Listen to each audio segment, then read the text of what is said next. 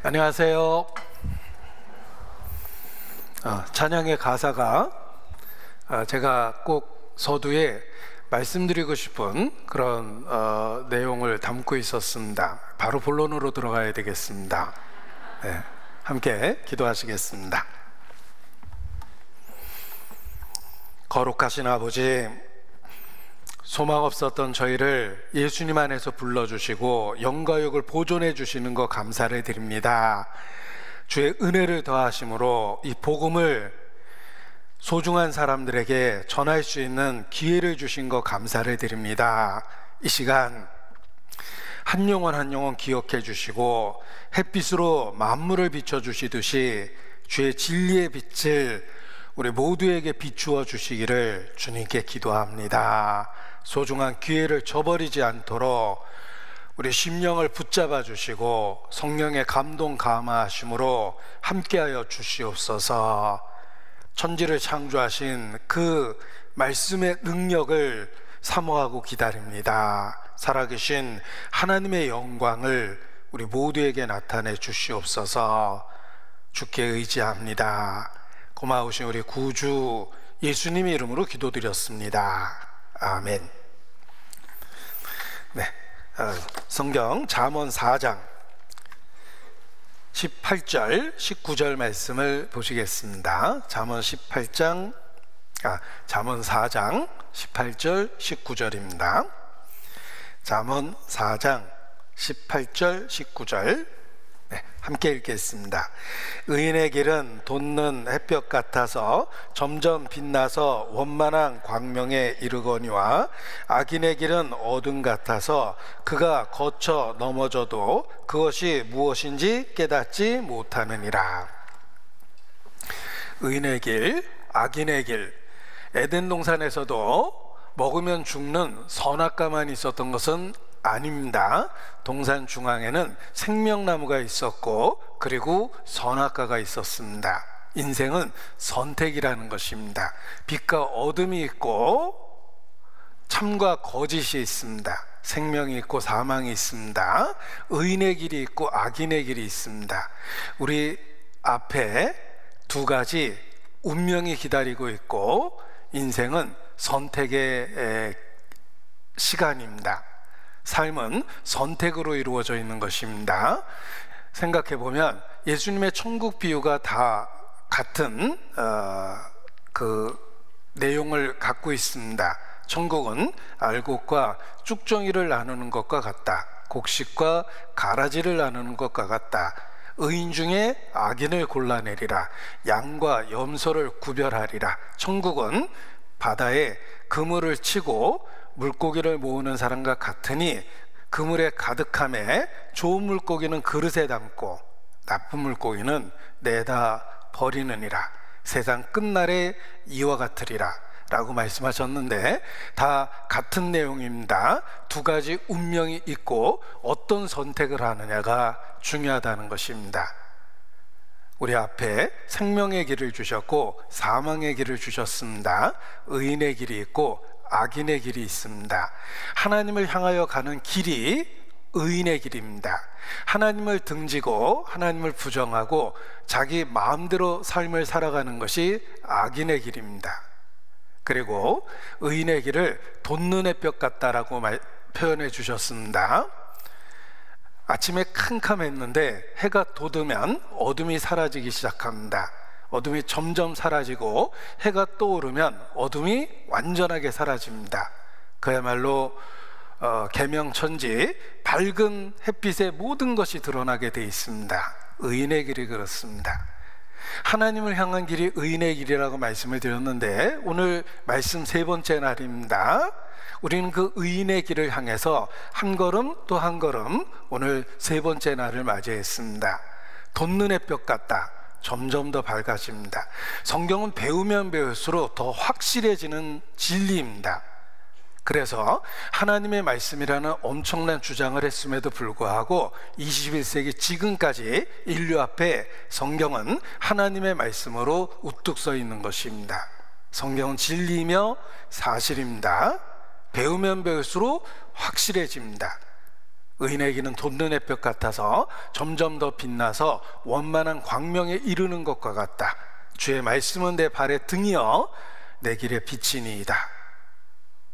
밝아지는 빛처럼 오늘도 성경이 진리라는, 사실이라는 더 확실한 증거를 보게 될 것입니다. 반면에 악인의 길이 있습니다. 빛을 등지면 어두워지듯이 빛의 근원인 하나님을 등지면서 인간은 어둠에 빠지기 시작합니다. 악인의 길은 어둠과 같아서 그가 거쳐 넘어져도 그것이 무엇인지 깨닫지 못하느니라. 어둠도 점점 짙어지는 성격이 있습니다. 생명이 떠난 육체는 점점 더 부패돼 갑니다. 하나님을 떠난 인간의 역사, 하나님의 생명을 떠난 인간의 역사도 점점 더 부패해집니다. 우리는 늙고 병들어 가고 있는데 생각해보면 더 슬픕니다.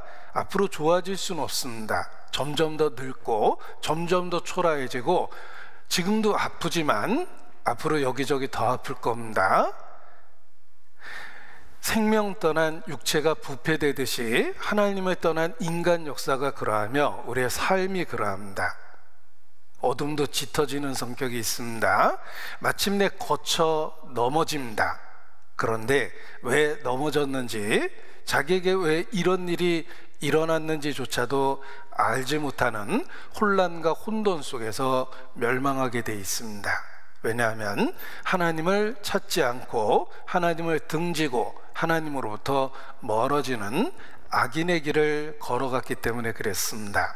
악인의 길은 어둠 같아서 그가 거쳐 넘어져도 그것이 무엇인지 깨닫지 못하느니라. 자, 오늘 성경 강연의 세 번째 날입니다. 우리는 의인의 길을 향하여 한 걸음 두 걸음 걸었고 오늘 점점 더 밝아지는 분명한 진리를 또한 보게 될 것입니다. 자, 이 성경은 하나님이 보시는 인류의 역사다, His story라고 이야기하는데 잘 살펴보면 심판을 중심으로 한 역사입니다. 왜냐하면 우리 삶의 끝에, 인생 끝에도 하나님의 심판이 있기 때문에 역사를 통해서 경고하시는 것입니다. 이 성경은 하나님이 보시는 인류 역사라고 말씀을 드렸는데 심판을 중심으로 한 역사라는 것입니다. 그것은 모든 사람에게 심판이 있다는 것을 역사를 통해서 경고한 겁니다. 우리가 역사를 배우는 이유는 교훈을 얻기 위해서입니다. 역사를 통해서 교훈을 얻지 못하는 민족은 불행한 역사를 반복하게 된다. 해마다 6.25를 상기하는 이유는 불행한 역사를 반복하지 말자라는 것입니다. 역사는 우리에게 거울이며 경계가 되기 때문에 그렇습니다. 거울과 경계라는 말을 썼는데 한자로 표현하면 거울감, 경계계, 감계가 된다 이렇게 표현하고 한 글자로 표현하면 역사는 우리에게 본이 된다 이렇게 말할 수 있습니다. 하나님이 성경을 역사로 기록한 이유는 교훈이 되며 거울과 경계가 되며 본이 되게 하려 하심이라 라고 말씀하셨는데 성경 말씀을 요약한 겁니다. 로마서 15장 4절 무엇이든지 전에 기록한 것은 우리의 교훈을 위하여 기록되었다. 고린도전서 10장 11절 저에게 당한 이런 일이 거울이 되고 또한 말세를 만나 우리의 경계로 기록하였느니라. 또 베드로후서 2장 6절 후세에 경건치 아니한 자들에게 본을 삼으셨다. 역사는 교훈이며 거울이며 경계며 본입니다. 우리는 성경이란 역사를 통해서 단 한 번의 선택을 올바로 할 수 있는 것입니다. 단 한 번의 인생, 단 한 번의 선택. 보라, 내가 너희 앞에 생명의 길과 사망의 길을 두었다. 인생은 선택입니다. 과거가 현재를 만들었고 현재의 선택이 미래를 결정합니다. 미래가 뚝 떨어지는 건 아닙니다. 현재를 어떻게 살았느냐가 미래를 결정하는 것입니다. 이와 같이 현세가 내세를 결정합니다. 무엇으로 심든지 그대로 거두리라. 자연의 법칙이며 하나님이 정한 영적 법칙입니다. 심은 대로 거둡니다. 스스로 속이지 마라. 하나님은 만월의 역김을 받지 아니하시나니 육체를 위하여 심는 자는 육체로부터 썩어질 것을 거두고 성령을 위하여 심는 자는 성령으로부터 영생을 거두리라. 심은 대로 거두리라. 하나님이 정한 법칙입니다. 우리는 현세를 심어서 내세를 결정하는 겁니다. 내가 하나님에 대해서 어떤 선택을 하느냐가 죽음 이후 영원한 운명을 결정하는 것입니다. 성경은 올바른 선택을 도와줍니다. 교훈이며 거울이며 경계이며 본이기 때문에 그렇습니다. 자, 심판을 중심으로 한 역사라고 말씀을 드렸는데, 어제 인류 역사 속에 큰 심판에 대한 이야기를 배웠습니다. 바로 노아 시대에 홍수가 있었다는 것입니다. 실제로 우리가 살고 있는 그 지층을 조사해 보면 대홍수의 증거가 전 세계에 가득합니다. 우리가 살고 있는 이 지층의 거의 대부분은 퇴적층으로 되어 있는데, 퇴적층이라는 말은 홍수로 인해서 생기는 지층입니다. 전 세계는 홍수로 인해서 멸망했습니다. 하나님은 심판이 있다는 걸 노아 홍수 사건을 통해서 보여주신 것입니다. 그리고 어떻게 마지막 때 세상을 심판하는가를 소돔 고모라의 심판을 통해서 또한 보여주셨습니다. 소돔 고모라는 도시 이름입니다. 소돔, 그리고 옆에 있었던 고모라라는 도시인데, 쉽게 표현해 보면 전주, 군산 이런 식으로 인근 도시라는 뜻입니다. 이 소돔 고모라는 성적으로 가장 음란했던 도시입니다. 인간이 타락하기 시작하면 성을 오용하고 남용하며, 더 타락하면 선을 넘기 시작하여 근친상간, 동성 간의 성적 접촉이 일어나기 시작합니다. 그곳이 소돔 고모라였습니다. 이 소돔과 고모라는 성적으로 가장 음란한 도시며 동성연애를 입삼았습니다. 지금도 소돔이라는 영어 단어에 Y라는 전미사를 붙이고 소돔이라는 영어 단어에 IT라는 전미사를 붙여보면 소돔마이트, 소돔미 이렇게 발음이 되는데, 동성연애자라는 뜻이에요. 배부르고 등 따시면 음심이 생긴다는 옛사람의 말처럼, 인간은 배부르고 등 따시면 삶이 점점 풍요로워지면은 성적으로 더 타락하기 시작합니다. 처음에는 성의 오용과 남용이 시작되고, 더 타락하면 모든 이성을 성적 대상으로 봅니다. 그리고 선을 넘기 시작하여 근친 간의 성적 접촉이 일어나고 동성 간의 성적 접촉이 일어납니다. 도저히 하나님이 용서할 수 없는 상황이 벌어지는데, 그 상황이 소돔 고모라에서 일어난 일입니다. 하나님은 소돔과 고모라를 초자연적인 유황불로 멸망시키셔서 후세에 경건치 아니한 자들에게 본을 삼으셨습니다. 그때만 심판하는 것이 아니라 하나님은 동일한 죄를 동일하게 심판한다는 뜻입니다. 우리 시대가 소돔 고모라입니다. 이제는 간통이 죄가 아니라고 이야기합니다. 왜 국가가 가족 문제를 간섭해? 왜 국가가 남의 사생활까지 간섭하는 거야? 내가 남자를 좋아할 수도 있고 여자를 좋아할 수도 있지, 왜 그걸 국가가 간섭하는 거야? 이런 주장을 합니다. 그러면서 성의 자유를 외칩니다. 내가 꼭 남자로 살아야 돼? 누가 결정했어? 난 여자가 되고 싶은데. 남자도 군대 갈 나이가 되면 갑자기 여자가 되고 싶어집니다. 그래서 여자인 것처럼 살았어요. 또 나이 30이 되니까 갑자기 남자가 되고 싶어요. 면도도 자꾸 해야 되고 남자로 살았습니다. 또 40이 넘기 시작하니까 여성 호르몬이 늘어나면서 갑자기 여자가 되고 싶습니다. 만약 그런 식으로 성을 바꿔가면서 산다면 세상이 금방 멸망해 버릴 겁니다. 정말 말세다. 세상 사람도 그렇게 이야기합니다. 소돔 고모라가 그랬습니다. 소돔 고모라는 하나님이 정해주신 성적 기준을 선을 넘기 시작했던 거예요. 그래서 초자연적인 심판으로 멸망시켜 버렸는데, 후세 경건치 아니한 자들에게 본이 되게 하셨다라는 것입니다. 여기 베드로 후서 2장 5절 다시 읽어드립니다. 옛 세상을 용서치 아니하시고 오직 의를 전파하는 노아와 그 7 식구를 보존하시고 경건치 아니한 자들의 세상에 홍수를 내리셨으며 소돔과 고모라 성을 멸망하기로 정하여 죄가 되게 하사 후세의 경건치 아니한 자들에게 본을 삼으셨다. 이 소돔 고모라의 심판이 마지막 심판에 대한 경고입니다. 하나님의 심판이 종말, 죽음 이후에 반드시 있습니다. 역사 끝에 반드시 있습니다. 세상 말로도 사필 규정이라고 그러는데 반드시 하나님이 세상을 바로잡는 심판이 있습니다. 노아 시대 홍수 전 세계를 쓸어버리셨습니다. 소돔 고모라를 불과 유황으로 심판하셨습니다. 두 사건을 합치면 종말의 심판이에요. 마지막 때 전 세계를 불과 유황으로 심판하십니다. 이것이 하나님이 정한 심판의 역사입니다. 예수께서도 말씀하셨죠. 노아의 때에 된 것과 같이 인자도 그러하리라. 또 롯의 때와 같으리니, 롯의 때가 소돔 고모라 시절입니다.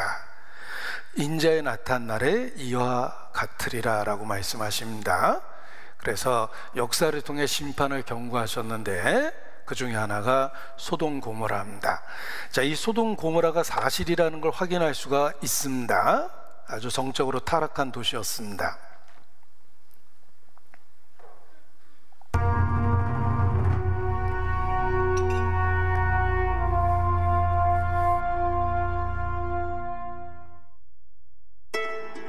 여호와께서 이르시되 소돔과 고모라에 대한 부르짖음이 크고 그 죄악이 심히 중하니 내가 이제 내려가서 그 모든 행한 것이 내가 보고 알려하리라. 소돔과 고모라는 사악함으로 가득했고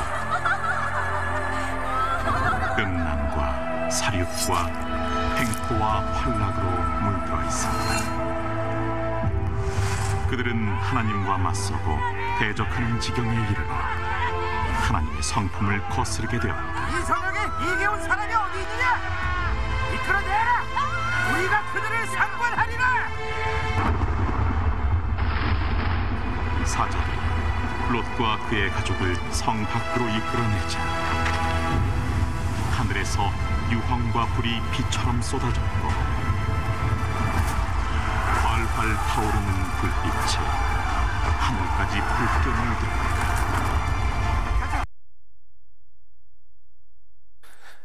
소돔 고모라의 사건입니다. 우리 시대 그 시대 못지 않습니다. 대놓고 동성연애 퍼레이드 하죠. 뭐 지옥은 뭐 농담일 거야, 우화적인 것 거야, 내가 장담할게. 뭐 신이라고 해도 나의 성적 취향을 바꿀 수는 없어. 이런 식으로 조롱하는 겁니다. 자, 소돔과 고모라에 대한 역사적 증거가 전혀 없다고 사람들은 비판했지만, 그러나 에볼라 서판에 소돔과 고모라를 포함한 가나안 5개국 동맹에 대한 기록이 그대로 남아 있었습니다. 이 고대에 거의 도서실 수준의 문건들이 발견됐는데 그 토판에 소돔 고모라에 대한 이야기가 그대로 있었습니다. 역사였다는 거예요. 이 중동의 고고학자들은 그것을 확인했습니다. 이런 토판에 의해서 쐐기 문자가 기록됐는데 소돔 고모라 인근에 대한 언급이 구체적으로 다 돼 있었습니다. 스보임, 아드마, 고모라, 소돔, 조아, 이게 소알성이라고 일컬어지는 곳인데 소돔 고모라 인근 도시의 명칭이 성경에도 있고 일반 역사에도 있는 것입니다. 성경 창세기 14장에 소돔 고모라, 아드마, 스보임, 벨라고, 소알 이렇게 구체적인 명칭이 나옵니다. 소돔과 고모라, 아드마, 스보임 이게 인근 도시들이 함께 멸망했다는 뜻이에요. 우리 전주를 중심으로 해서 익산도 있고 군산도 있고 무주, 진안, 뭐 임실 주변 도시가 많이 있죠. 그런 언급이 사실이었다는 거예요. 이 에볼라 서판이 발견됐는데 하나가 발견된 게 아닙니다. 17,000개 이상이 발견됐으니 그 시대의 도서관 수준이래요. 이게 그대로 발견이 됐습니다. 북시리아에서 발견됐는데 BC 2400년 경에 기록된 토판으로서 창조에 대한 이야기와 홍수에 대한 이야기를 담고 있다. 이전에는 신화적인 도시라고 생각했던 소돔 고모라에 대한 언급이 되어 있다라고 이야기합니다. 하나님이 유황가부를 초자연적으로 쏟아 부어서 소돔 고모라를 멸망시키셨습니다. 성경에 자세히 기록이 되어 있어야. 그런데 이러한 내용이 사실이라는 것입니다. 유적지에 가보면, 그 지역에 가보면 소돔과 고모라 불탔던 흔적들이 있습니다. 이렇게 불탔던 흔적들이 가득한데 이상한 것은 주변에 있는 암석, 바위의 모양입니다. 이렇게 암석과 바위를 보면 이상한 소용돌이 무늬가 가득합니다. 다른 곳에서는 없는 거대한 소용돌이 무늬가 가득한데 똑같은 무늬를 어디서 볼 수 있냐면 용강로 안에 가면 볼 수 있어요. 용강로는 수천 도의 온도를 갖고 있습니다. 그래서 쇠도 녹일 수 있는 거예요. 쇠도 녹일 수 있는 용강로 안에 들어가 보면 안에 있는 그 전자들이 서로 튕기고 부딪히고 그렇습니다. 수천 도의 온도에 의해서 변형이 생기는 거예요. 그 열가마 안에 있는 독특한 문양이 도시 전체에 있다는 말은 도시 전체가 수천도로 탔다는 뜻입니다. 이런 독특한 문양이 소돔 고모라에서 있었던 일을 보여주는 겁니다. 줄무늬는 보통 퇴적층 바위나 흙에서 볼 수 있는 수평 줄무늬와 달랐습니다.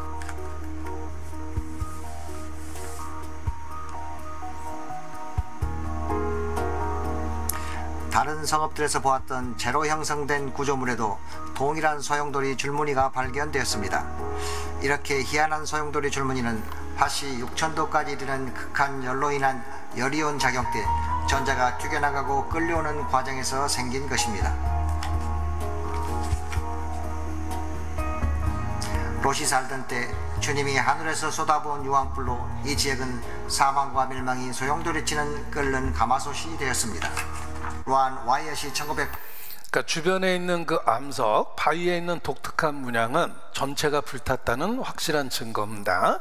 지금은 관광지로 공개가 되어 있습니다. 소돔 고모라의 유적지는 완전 발굴되어 관광지로 공개까지 됐는데 전체 도시가 탔다는 확실한 증거들이 있고, 더 놀라운 건 유황 덩어리가 땅속에 수백만 개가 박혀 있는데, 박혀 있다는 말은 중력이에요. 하늘로부터 떨어졌다는 뜻이며, 원래 화산재에서 발견되는 유황은 황색입니다. 유황은 황색인데 소돔 고모라의 유황은 흰색이에요.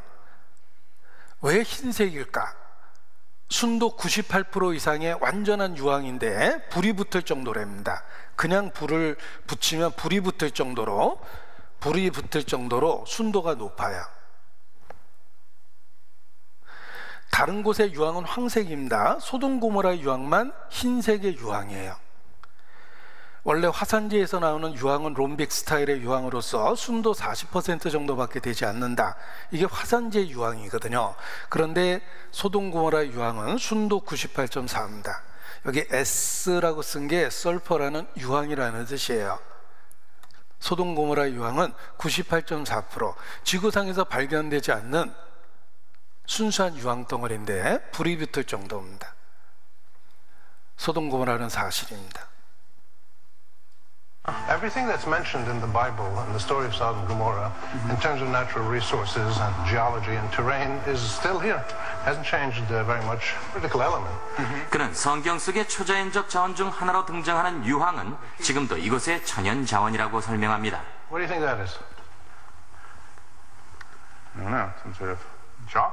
That's almost pure sulfur. Sulfur? Pure sulfur. Very high quality. Tastes like sulfur. And it's throughout the walls here. It's throughout, not just throughout the walls, it's throughout this whole area. The whole area is full of this stuff. Hey, let's get a couple more of these babies. Okay. And I'll show you what happens to it.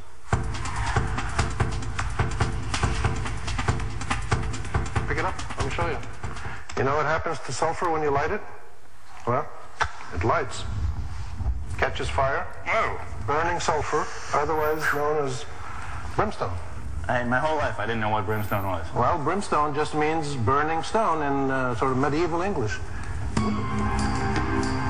유황을 연료로 썼다고 합니다. So it's another part of the Bible which is remarkably found in the landscape here. Based on human reality. They talk about fire and brimstone. This is what they're talking about. Would you like that coming down on you? 고식물학자 데이빗 맥크리리가 큰 구덩이 옆에서 기다리고 있었습니다. 그는 누메라의 최후의 순간을 볼 수 있는 여러 층으로 된 흙을 보여주었죠.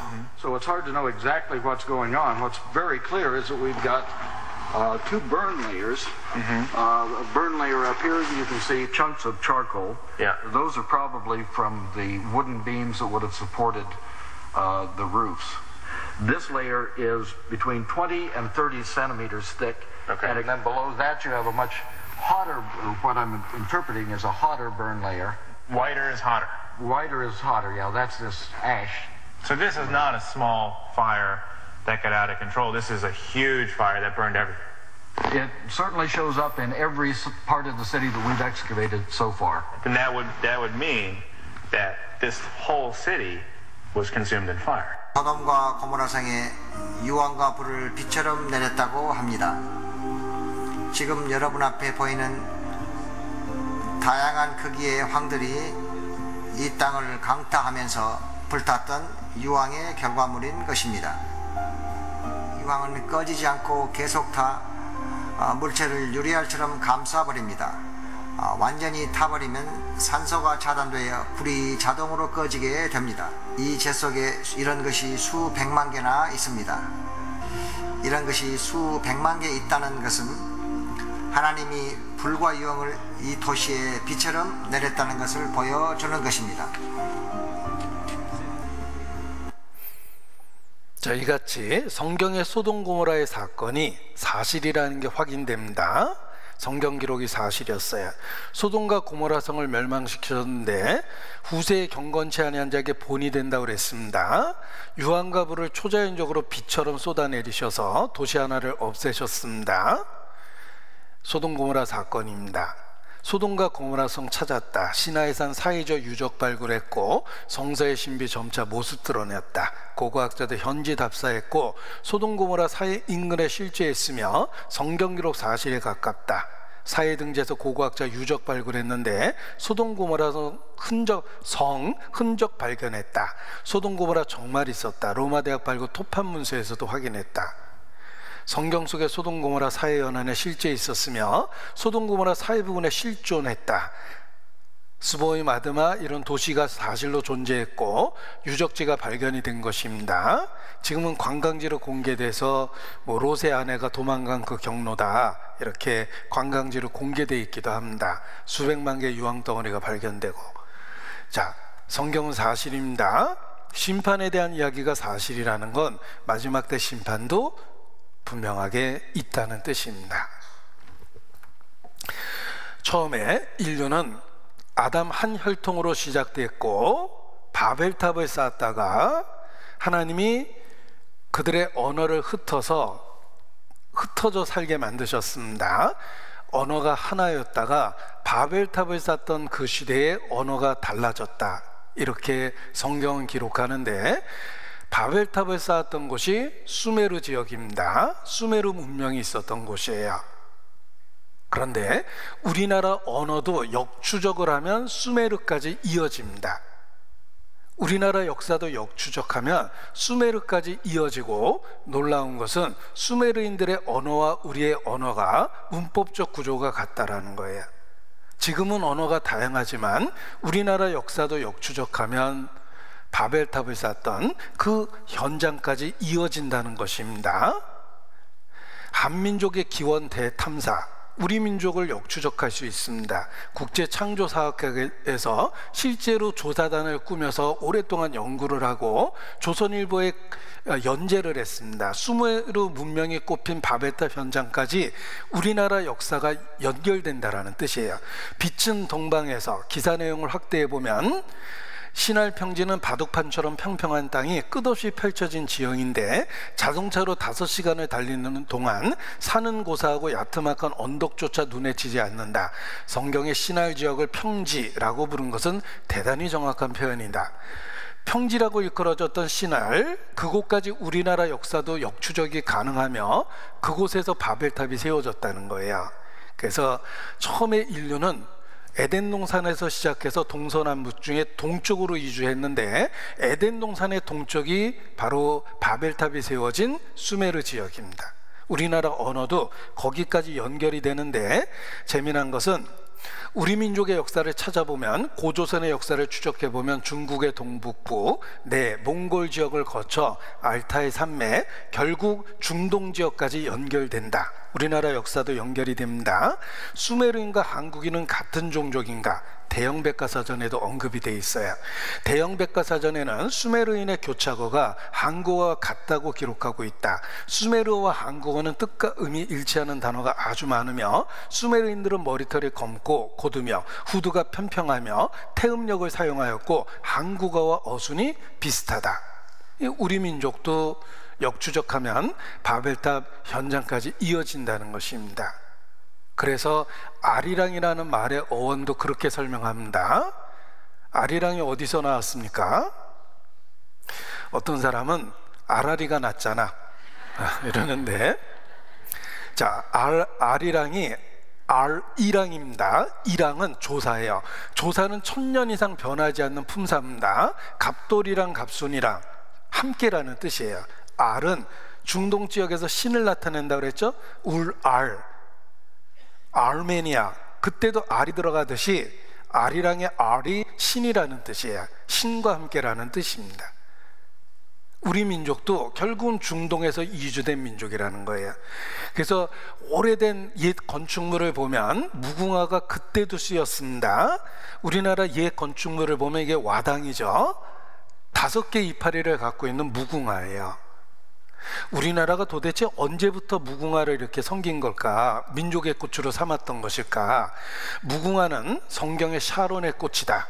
무궁화의 학명은 히스피쿠스 시리아쿠스로 시리아에서 온 꽃이다. 중앙아시아의 무궁화 분포 지역은 민족 이동의 경로와 일치하며 무궁화는 태양과 함께 피고 오후가 되면 시든다. 밝고 환한 빛을 사랑하는 꽃, 민족의 꽃이다. 중동의 꽃이라는 뜻이에요. 우리 민족을 배달의 민족이라는 거 표현하는 것도 밝다라는 뜻에서 유래돼서 동쪽으로 이주한 민족이라는 의미를 갖고 있습니다. 그래서 박달, 배달, 서라벌, 이걸 한자로 표현하면 동경, 해 뜨는 밝은 곳이에요. 우리 민족도 동쪽으로 이주돼서 정착한 민족이다. 원래는 중동에서 시작됐다. 그래서 처음부터 무궁화를 민족의 꽃으로 섬겼던 것이며 우리의 언어도 역축하면 바벨탑 현장까지 이어진다. 그렇습니다. 우리 민족이 어디서 뚝 떨어진 건 아니잖아요. 하나님은 모든 족속을 한 혈통으로 만드셨고 우리는 아담의 후손이에요. 그리고 노아 시대에 셈, 함, 야벳으로 나뉘어졌을 때 우리 민족은 셈의 후손이라는 거예요. 우리 민족의 역사도 역추적이 됩니다. 바벨탑 현장에서 인간의 언어가 다양해졌습니다. 인간만이 다양한 언어를 사용하며 내적인 상태를 상대방에게 전해줄 수 있는 복잡한 언어를 갖고 있어요. 신의 선물이라고 그래요. 짐승은 둘이 살비비고 있지만 인간은 서로 대화를 나눕니다. 인간은 언어라는 하나님의 선물을 갖고 있기 때문에 나의 내적 상태를 상대방에게 전해줄 수 있습니다. 바벨탑 그때 하나님의 다양한 언어를 인간에게 주신 거예요. 그리고 이 언어가 신의 선물이라는 확실한 증거가 있습니다. 보십시오. 우리 몸의 뼈가 206개다라고 어제 말씀을 드렸는데 어제 샤워할 때 세어보라고 그랬는데 세보셨는지 모르겠습니다. 206개의 뼈 중에 다른 뼈는 다 서로 연결돼서 자라는데 독립적으로 있는 하나의 뼈가 있습니다. 우리가 골격이라는 말처럼 이 뼈가 서로 연결돼서 자란 거예요. 그런데 독립적으로 다른 뼈에 연결되어 있지 않고 근육에 붙어서 있는 하나의 뼈가 있습니다. 놀랍게도 인간에게만 있어요. 그래서 유골이 발견됐을 때 이게 짐승의 뼈일까 사람의 뼈일까 확인하는 방법은 설골이라는 뼈가 있으면 인간의 뼈예요. 설골은 사람에게만 있는 아주 독특한 뼈며 다른 뼈와 전혀 연결돼서 자라지 않는 거예요. 여러분 목을 이렇게 해서 여기 만져보면 U자형 뼈가 안으로 이렇게 박혀 있습니다. 그 U자형 뼈를 설골이라고 그러는데, 설골 때문에 이렇게 다양한 발성이 가능한 거예요. 복잡한 언어 구사가 가능합니다. 설골은 신의 선물입니다. 인간에게만 U자형 뼈가 있는데, 이 뼈는 다른 뼈에 붙어 있지 않고 근육에 붙어 있는 거예요. 인간에게만 있는 거예요. 놀랍게도 이 설골은 인간이 다양한 발성을 하게 만들어주는 사람에게만 있는 뼈입니다. 그래서 구강 구조를 다양하게 변형시켜서 발성의 위치를 바꿔가면서 말할 수 있는 거예요. 여러 언어가 생길 수 있는 해부학적인 그 장치입니다. 신의 선물이에요. 성경 바벨탑 때 인간에게 다양한 언어를 구사할 수 있도록 하셨다라고 되어 있습니다. 언어가 갈라진 거예요. 언어는 하나님의 선물입니다. 그래서 인간에게만 설골이라는 독특한 뼈가 있는 것입니다. 성경의 사실이죠. 이 성경의 과거의 역사를 찾아보면 이와 같이 놀랍게도 사실임을 확인할 수 있습니다. 증언이 없으면 여호와의 이르신 말씀이 아니라 이전 일에 어떠한 것을 구하라. 우리가 연구하여 결국을 알리라. 역사적 증거가 수없이 많습니다. 그리고 하나님이 계시다는 또 하나의 증거는 바로 하나님께서 하나님을 증거할 수 있는 증인을 세우셨습니다. 그 증인이 이스라엘이라는 특별한 민족이에요. 너희는 나의 증인이라. 이는 너희로 나를 알고 믿으며 내가 그인 줄 깨닫게 하려 함이라. 이스라엘 민족을 창조주를 증거하는 증인으로 세우셨습니다. 교통사고의 증인은 교통사고를 설명해주고, 살인사건의 증인은 살인사건을 설명해줍니다. 창조주를 증거하는 증인은 이스라엘이에요. 이스라엘의 역사는 하나님의 작품이며 하나님의 살아계심을 증거합니다. 그들의 흥망성쇠는 순종할 때 어떤 복을 받고 불순종할 때 어떤 형벌을 받는지에 대한 실물 경고입니다. 학자들은 말합니다. 이스라엘의 역사는 단 하나의 단어로 요약할 수 있다. 그들의 역사는 미러클, 설명할 수 없는 기적이다. 그 뒤에 하나님이 계시는 거예요. 유럽 역사에 프레드릭이라는 대제가 있습니다. 큰 권세를 갖고 있었던 제국의 왕이었습니다. 궁정 목사를 부릅니다. 하나님이 계시다는 가장 확실한 증거, 피할 수 없는 증거 하나만 대봐라. 딱 하나만 얘기하라고 그랬습니다. 궁정 목사가 딱 한마디 했는데 왕이 믿게 됐다는 일화가 있습니다. 이 프레드릭은 유럽 역사에 아주 중요한 인물이기 때문에 유럽을 여행하다 보면 그의 흉상을 볼 수가 있어요. 프레드릭입니다. 궁정 목사가 대답합니다. 유대인입니다. 하나님이 계시다는 가장 확실한 증거, 피할 수 없는 증거 하나만 대봐라. 유대인입니다. 왕이 믿게 됐다는 일화가 있어요. 역사를 잘 알고 있는 프레드릭은 믿을 수밖에 없다라고 고백을 합니다. 그 시대에도 그러했습니다. 유대인, 곧 이스라엘 민족을 보십시오. 그 뒤에 하나님이 계십니다. 너희는 나의 증인이라. 그래서 이스라엘을 특별한 목적을 갖고 선택하셨다는 것입니다. 이스라엘, 그들로 증인을 세워 자기의 옳음을 나타내어 듣는 자들도 옳다 말하게 하라. 아, 정말 하나님이 계시군요. 듣는 사람도 깨달을 수밖에 없습니다. 그래서 나 여호와가 말하노라. 너희는 나의 증인, 나의 종으로 택함을 입었나니 이는 너희로 나를 알고 믿으며 내가 그인 줄 깨닫게 하려 함이라. 이스라엘은 창조주를 증거하는 증인이라는 거예요. 이스라엘을 통해서 하나님을 알 수 있는데, 이스라엘의 조상은 아브라함입니다. 하나님이 아브라함을 부르셨어요.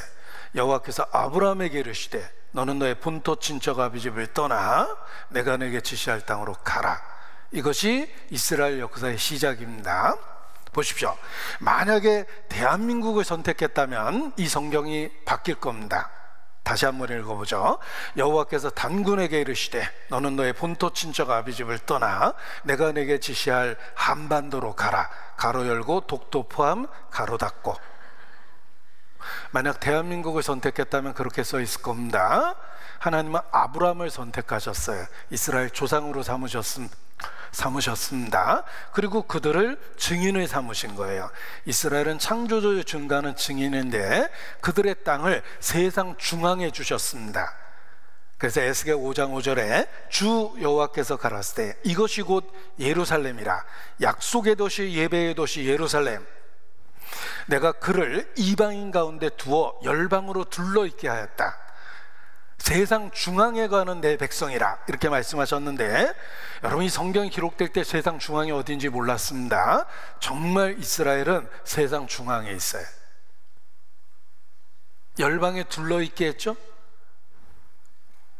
아프리카와 아시아, 유럽을 이어주는 경계선에 이스라엘이 있는 거예요. 이스라엘은 정말 세상 중앙에 있는 나라입니다. 이스라엘, 그 세상 중앙에 있는 땅을 그들에게 주시고 그들을 증인을 삼아 주신 것입니다. 자, 이스라엘에 대한 책임입니다. 하나님의 선택받은 민족의 삶의 역사서 확대해 보면, 유대인은 그때나 지금이나 이 구절을 읽으며 나는 하나님의 증인이다 고백하며 증인의 삶을 살기 위하여 애쓰고 노력한다. 이스라엘, 그들이 여호와의 증인이에요. 많은 아랍 국가와 수없이 전쟁했음에도 불구하고 이스라엘, 그들은 여전히 한 번도 진 적이 없습니다. 잘 버텨내고 있죠. 누군가가 뒤에서 도와주고 있어요. 하나님이 계십니다. 이스라엘 뒤에 하나님이 계십니다. 이스라엘은 keepers of scripture, 성경의 보존자다. God, 하나님이 그의 모든 계시의 말씀을 유대인에게 맡기셨고 그 결과 이스라엘을 통해서 세상은 큰 선물을 받았다. Through Israel, the world received a great gift. 이스라엘은 하나님의 전체의 계시의 말씀을 맡았고 세상은 이스라엘을 통해서 선물을 받았어요. 큰 선물을 받았어요. 성경이죠. 하나님이 가라사대 이스라엘이 기록했고 그들이 보존했고 그들이 증거하고 있어요. 우리는 이스라엘에게 성경이라는 선물을 받은 거예요. 그래서 이스라엘은 Jewish people penned the Bible, 성경을 기록했다. Preserved the Bible, 성경을 보존했다. Proved the Bible, 그들은 성경을 입증한다. 이것이 유대인이에요. 유대인은 Jewish people penned the Bible, 성경을 기록했다. Preserved the Bible, 성경을 보존했다. Proved the Bible, 성경을 입증하고 있다. 이스라엘은 창조주를 증거하는 증인입니다. 자, 그래서 이스라엘을 알면 하나님을 알 수가 있습니다. 그런데 4,000년이나 되는 이스라엘 역사를 우리가 어떻게 짧은 시간 안에 배웁니까? 핵심적인 부분만 배워보도록 하겠습니다. 이스라엘은 4,000년 역사를 갖고 있어요. 정말 BC 2000년에 갈대아 우르에서 시작했습니다. 거기서 아브라함을 부르셨거든요. 이 갈대아 우르가 있었던 것이 메소포타미아 문명입니다. 그리고 이스라엘이 이집트에 가서 노예 생활을 하게 됩니다. 그것이 이집트 문명이에요. 400여 년 노예 생활하다 모세에 의해서 탈출해서 히브리 문명이라는 절정기를 이루는데 사울, 다윗, 솔로몬 40년 각각 다스렸으니까 120년입니다. 통일 왕정 시대라고 그래요. 히브리 문명의 절정을 이룹니다. SDS는 삼성 데이터 시스템 아닙니다. 사울, 데이빗, 솔로몬, 이스라엘 왕정 시대의 통일 왕국 시대의 왕들이에요. 솔로몬이 죽은 이후에 나라가 남북으로 분열이 됐습니다. 우리나라도 북과 남으로 분열됐는데 북쪽에 있는 나라가 이스라엘이고 남쪽에 유다라는 나라로 분열됐다가 이스라엘이 아시리아에 의해서 멸망하고 남유다가 바벨론에 의해서 멸망하며 바벨론을 멸망시킨 게 페르시아입니다. 페르시아를 멸망시키는 게 알렉산더가 이끄는 헬라, 그리스예요. 헬라죠. 그리고 알렉산더가 갑자기 죽으면서 나라가 넷으로 분열돼 버렸어요. 그것을 통일한 게 로마예요. 예수님은 이 로마 시대에 태어난 겁니다. 이스라엘 역사를 보십시오. 우리 세계사 시험 볼 때 문명의 발달 과정을 시간 순서별로 알맞게 배열한 것은, 이런 문제 꼭 나왔습니다. 정답: 메소포타미아 문명, 이집트 문명, 히브리 문명, 아시리아 문명, 바벨론 문명, 페르시아, 헬레니즘, 로마. 이게 정답인데, 그 중요한 역사 한복판에 이스라엘이 있었죠. 하나님이 그렇게 하신 거예요. 역사 중앙에 이스라엘을 둔 거예요. 그래서 온 세상으로 하여금 이스라엘이 특별하다는 걸 보여주셨습니다. 이스라엘은 여호와의 증인이에요. 유일신 창조주를 증거하는 증인이었던 것입니다. 자, 이스라엘, 그들의 역사를 보도록 하겠습니다. 2000년 역사라고 그랬죠?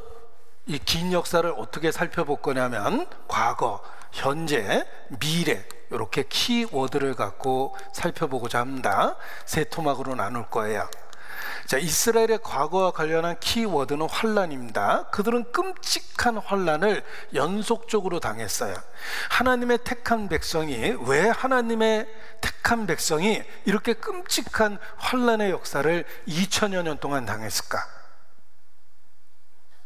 그들이 하나님의 아들 예수님을 죽였습니다. 누가 예수를 죽였을까? 충격적이지만 하나님의 백성이 죽였어요. 하나님의 백성이 하나님의 아들을 죽였어요. 그래서 저주를 받은 거예요.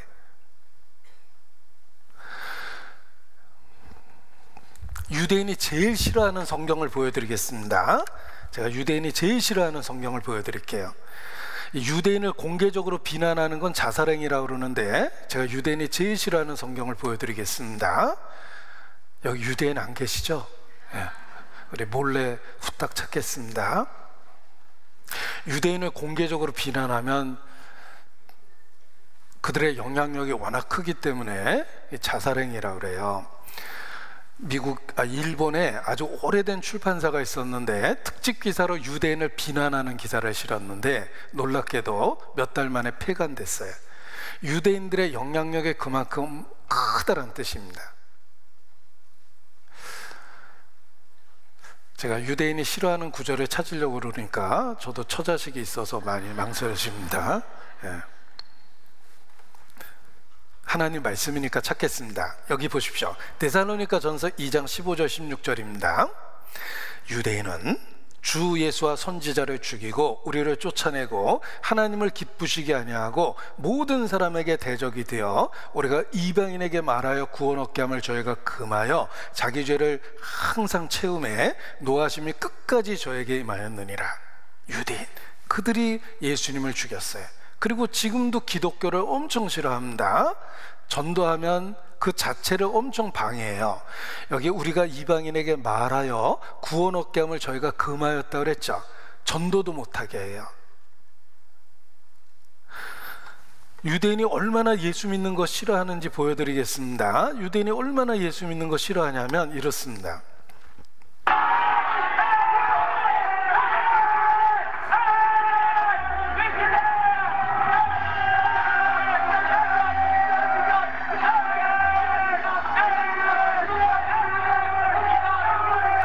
자, 이 정도가 아닙니다. 예수 믿는 사람 사진을 다 찍어서 병원이나 마트 같은 데 배포해서 물건도 못 팔게 합니다. 이스라엘에서 그렇습니다. 일터를 만들어요. 경찰서에 가면 현상 수배범 포스터가 있다. 예수 믿는 사람 사진을 다 찍어서 그것을 마트나 병원 같은 데 배포하는 거예요. 이 사람은 치료도 해주지 말라고. 그렇게 핍박합니다. 하나님의 택한 백성 그들이 예수님을 죽였고 그들이 지금도 예수 믿는 걸 그렇게 싫어합니다. 그래서 저주를 받은 거예요. 유대인들이 예수님 죽여달라고 당시에 로마 통치 아래에 있었기 때문에 본디오 빌라도에게 고소를 했어요. 이 사람 죽여달라고. 빌라도는 죄 없는 사람을 죽이라고 그러니까 엄청 당황스러웠습니다.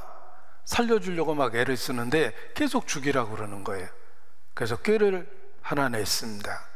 당시에 가장 흉악한 살인범을 꺼내놨어요. 바라바입니다. 가장 흉악한 살인범 바라바, 유명한 범죄자예요. 명절에는 죄수 하나를 풀어주는데 바라바를 풀어줄까? 예수를 풀어줄까? 빌라도가 생각했습니다. 설마 이 끔찍한 살인범을 풀어달라고 그러진 않겠지? 놀랍게도 유대인들은 바라바를 풀어달라고 그래요. 예수님을 살인범보다 더 미워했던 거예요. 종교적인 질투가 그런 거예요. 바라바를 풀어달라고 합니다. 이 영화 속에 보면 이 바라바가 아주 흉측한 그 범죄자의 모습으로 나타나는데, 나중에 그 역할을 했던 배우가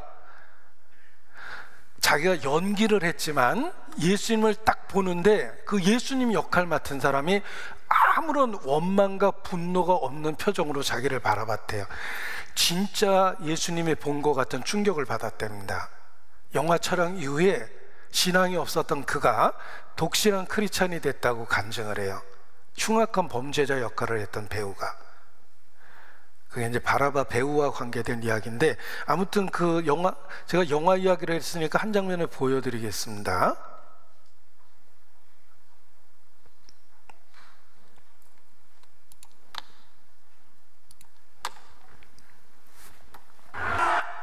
자, 마태복음 27장 25절, 백성이 다 대답하여 가로되 예수 죽여라, 그리고 그 피를 우리와 우리 자손에게 돌릴지어다 라고 이야기합니다. 너는 내 하나님 앞에 내 입을 함부로 열지 말지니 사람이 무슨 무익한 말 하든지 그로 인하여 심판 때에 신문을 받으리라. 말이 씨가 된다 그러죠? 그 말 그대로 됐어요. 예수 죽여라, 그 피를 우리와 우리 자손에게 돌릴지어다. 정말 그렇게 됐습니다. 우리라고 일컬었던 사람들, 우리라고 일컬었던 사람들, AD 70년에 로마 타이투스가 쳐들어옵니다. 8만 명의 군대를 이끌고 쳐들어왔어요. 예루살렘 성을 4월부터 5개월 동안 동그랗게 포위했습니다. 고사작전, 굶겨 죽이는 거예요. 니들 밥 안 먹고 버텨봐. 나중에 북쪽에 토성을 쌓고 군대를 진입시켰는데 5개월 동안 굶어놨죠. 어떻게 생존했을까? 어린아이를 잡아먹으면서 버텼대. 타이투스가 분노합니다. 이런 백성은 살려둘 필요가 없다. 다 죽여라. 예루살렘에 110만 명이 있었습니다. 역사에 나옵니다. 9만 7천 명이 사로잡혔어요. 110만 명 중에 9만 7천 명이 사로잡혔습니다. 100만 명을 죽인 거예요. 피가 무릎에 찼답니다. 찰랑거리고. 다 죽여놓고 보니까 너무 끔찍하죠? 타이투스가 말합니다. 역사에 나옵니다. 내가 처음부터 이렇게 하려고 했던 건 아니다. 그들은 뭔가 받아야 될 형벌을 받은 것 같다. 100만 명이 죽었어요. 우리라고 일컬을 사람은 다 죽었어요. 저 9만 7천 명을 사로잡아 갔습니다. 로마까지 끌고 갔죠. 이 중에 4만 명을 갖고 인간이 할 수 없는 건축물을 세웠어요. 그게 콜로세움이에요. 지금도 로마에 가면 콜로세움 구경 가죠. 2000년 된 건물이 지금도 큰 스타디움입니다. 올림픽 경기할 정도의 스타디움이에요. 2000년 전에 만든 건물인데 유대포로 4만 명이 만들었다고 거기 써 있어요. 유대인 9만 7천 명을 데리고 와서 그 중에 4만 명을 동원해서 죽을 때까지 일시킨 거예요. 세울 수 없는 어마어마한 건축물을 세웠는데 생각해 보십시오. 대부분의 고대 건축물은 붕괴되는데 아직까지도 콜로세움이 있어요. 왜? 하나님이 경고판을 준 거예요. 너희들 콜로세움 잘 봐. 그 뒤편에 있는 역사를 봐봐. 이런 뜻이에요. 유대인 4만여 명이 세웠고 9만 7천 명의 포로의 일부였으며 그 당시 100만 명을 죽이고 9만 7천 명을 데리고 온 거예요. 그래서 타이투스 개선문이 놀랍게도 지금 로마에 그대로 있어요. 이거 하나님이 그냥 남겨두신 겁니다. 이게 콜로세움이고 이게 타이투스 개선문이에요. 이 안에 요 안에 구조물을 보면 조각이 있어요. 이렇게 이게 촛대 훔치는 거죠. 하나님 앞에 법궤를 박살내고 금촛대 훔치는 모습이에요. 지금 타이투스 개선문이 이게 그대로 있습니다. 유대인 100만여 명을 죽인 타이투스는 어떻게 됐을까? 타이투스가 AD 79년 아버지 베스비우스 황제에 이어서 왕이 됐어요. 그런데 통치 3년도 못 돼서 재임하는 그때 베스비우스 화산이 터져가지고 국가적 재난이 일어나고, 그 다음에는 로마의 대화재가 일어나고, 그 다음에는 패스트병이 돌기 시작했어요. 통치 기간 내내 엄청난 스트레스 속에서 죽어요. 유대인을 100만 명이나 죽였으니 저주를 받을 만하죠. 그가 타이투스인데, 타이투스가 어떻게 생겼냐면, 이게 역사에 나오는 타이투스예요. 베스파시아누스의 아들이에요. 우리라고 이야기한 사건 뒤에 이런 이야기가 있는 겁니다. 우리라고 이야기했던 사람 박살났습니다. 끝까지 저항하던 사람들이 마사다라는 요새에서 저항했는데 마지막에 다 자살해버렸어요. 다 집단 자살했습니다. 생존자가 하나도 없는 존재, 마사다예요. 우리나라 군인들은 격려할 때 충성 이런 거 하죠. 유대인들은 외칩니다. No more 마사다, Never again 마사다. 다시는 마사다가 있으면 안 된다 이렇게 외쳐요. 가장 끔찍한 전쟁이었어요. 우리라고 이야기했던 사람 그때 다 죽은 거예요. 그리고 더 무서운 일이 생깁니다. 로마의 법이 생겼어요. 유대인은 유대인 땅에 살아서는 안 된다. 5인 가족이 있으면 모아놓으면 반역하니까 5군데로 흩어버린 거예요. 유대인을 전 세계에 흩어버립니다. 로마가 다스리고 있었던 전국의 전 세계에 흩어버려요. 더 큰 불행은 그 로마가 기독교 국가가 됩니다. AD 313년에 콘스탄틴 대제가 기독교를 핍박하다가 하루아침에 개종하고 기독교를 공인했어요. 세계사 책에 나오죠? 콘스탄틴 대제의 기독교 공인. 로마가 기독교 국가가 되는 순간 유대인들은 끔찍한 박해를 받기 시작합니다. 예수를 죽인 악마의 새끼들. 그래서 가는 곳마다 죽임을 당한 거예요. 우리 시대 히틀러가 2차 대전 광기 어린 그 시절에 600만 유대인을 살해했어요. 1096년에 울반 2세가 십자군 전쟁을 일으켰는데 신이 원한다는 말 한마디에 전쟁이 일어났습니다. 예루살렘을 되찾자. 십자군이 가는 곳마다 유대인을 다 잡아 죽였어요. 예수를 죽인 악마의 새끼들. 중세 흑사병이 돌 때 유대인이 퍼뜨렸다는 소문 때문에 유대인 잡아 죽였습니다. 역사 속에서 유대인은 가는 곳마다 끔찍한 환난을 당해요. 하나님의 택한 백성이 2000여 년 끔찍한 저주를 받습니다. 성경의 말씀이 문자 그대로 이루어졌는데 성경의 유대인에 대한 저주가 어떻게 기록되어 있는지 대표적인 구절을 보여드립니다. 내가 너희를 열방 중에 흩을 것이요 내가 칼을 빼어 너희를 따르게 하리니 너희의 땅이 황무하며 너희의 성읍이 황폐하리라. 전 세계에 흩어집니다. 가는 곳마다 칼이 쫓아다닙니다. 그리고 적과 꿀이 흘렀던 옥토는 황무하게 되고 황폐케 됩니다. 이 모든 저주가 너와 내 자손에게 영원히 있어서 표적과 관계가 되리라. 하나님의 택한 백성의 끔찍한 저주를 2000여 년 받았습니다. 표적과 관계가 된다고 그랬죠? 그리스도를 고의적으로 배척한 죄가 하나님 앞에 얼마나 무서운지를 이스라엘 2000년 역사를 통해서 생생하고 확실하게 보여주셨어요. 여러분, 지옥이 얼마나 끔찍하고 두렵고 무서운 것인지 2000년 환란의 역사를 공부해 보면 실감이 납니다. 오늘은 큰아들 죽고 그 다음날 작은아들 죽고 그 다음날 아내가 죽고 그 다음날 어머니가 죽고 그 다음날 왼쪽 발이 잘리우고 그 다음날 병에 걸리고 매일매일 그런 일이 있으면 사는 게 지옥일 겁니다. 이스라엘이 그렇게 됐어요. 이 모든 저주가 너와 내 자손에게 영원히 있을 것이니 네가 사는 것보다 죽는 것을 원하리라. 그들이 하나님의 아들을 죽였어요. 2000년 환란의 역사가 지옥에 대한 경고며 그리스도를 끝까지 배척하면 어떻게 될지를 경고하신 거예요. 그래서 이런 말씀이 있어요.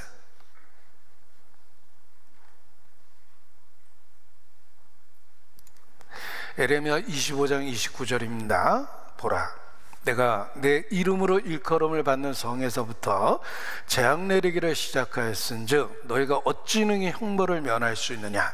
면치 못하리니 이는 내가 칼을 불러 세상의 모든 거민을 칠 것임이니라 하셨다라. 만군의 여호와의 말이니라. 유대인의 끔찍한 환난은 온 세상을 심판한다는 것에 대한 경고예요. 푸른 나무에도 이와 같이 하거든 마른 나무가 어떻게 되겠느냐. 택한 백성 이스라엘, 그들이 그리스도를 배척해서 2000년 저주를 받았다면 우리 같은 이방인들이 어떻게 되겠습니까? 푸른 나무도 불에 탔다면 마른 나무는 더 잘 탈 거예요. 그리스도를 배척하면 큰 심판이 있다는 것을 유대 역사를 통해서 보여주신 것입니다.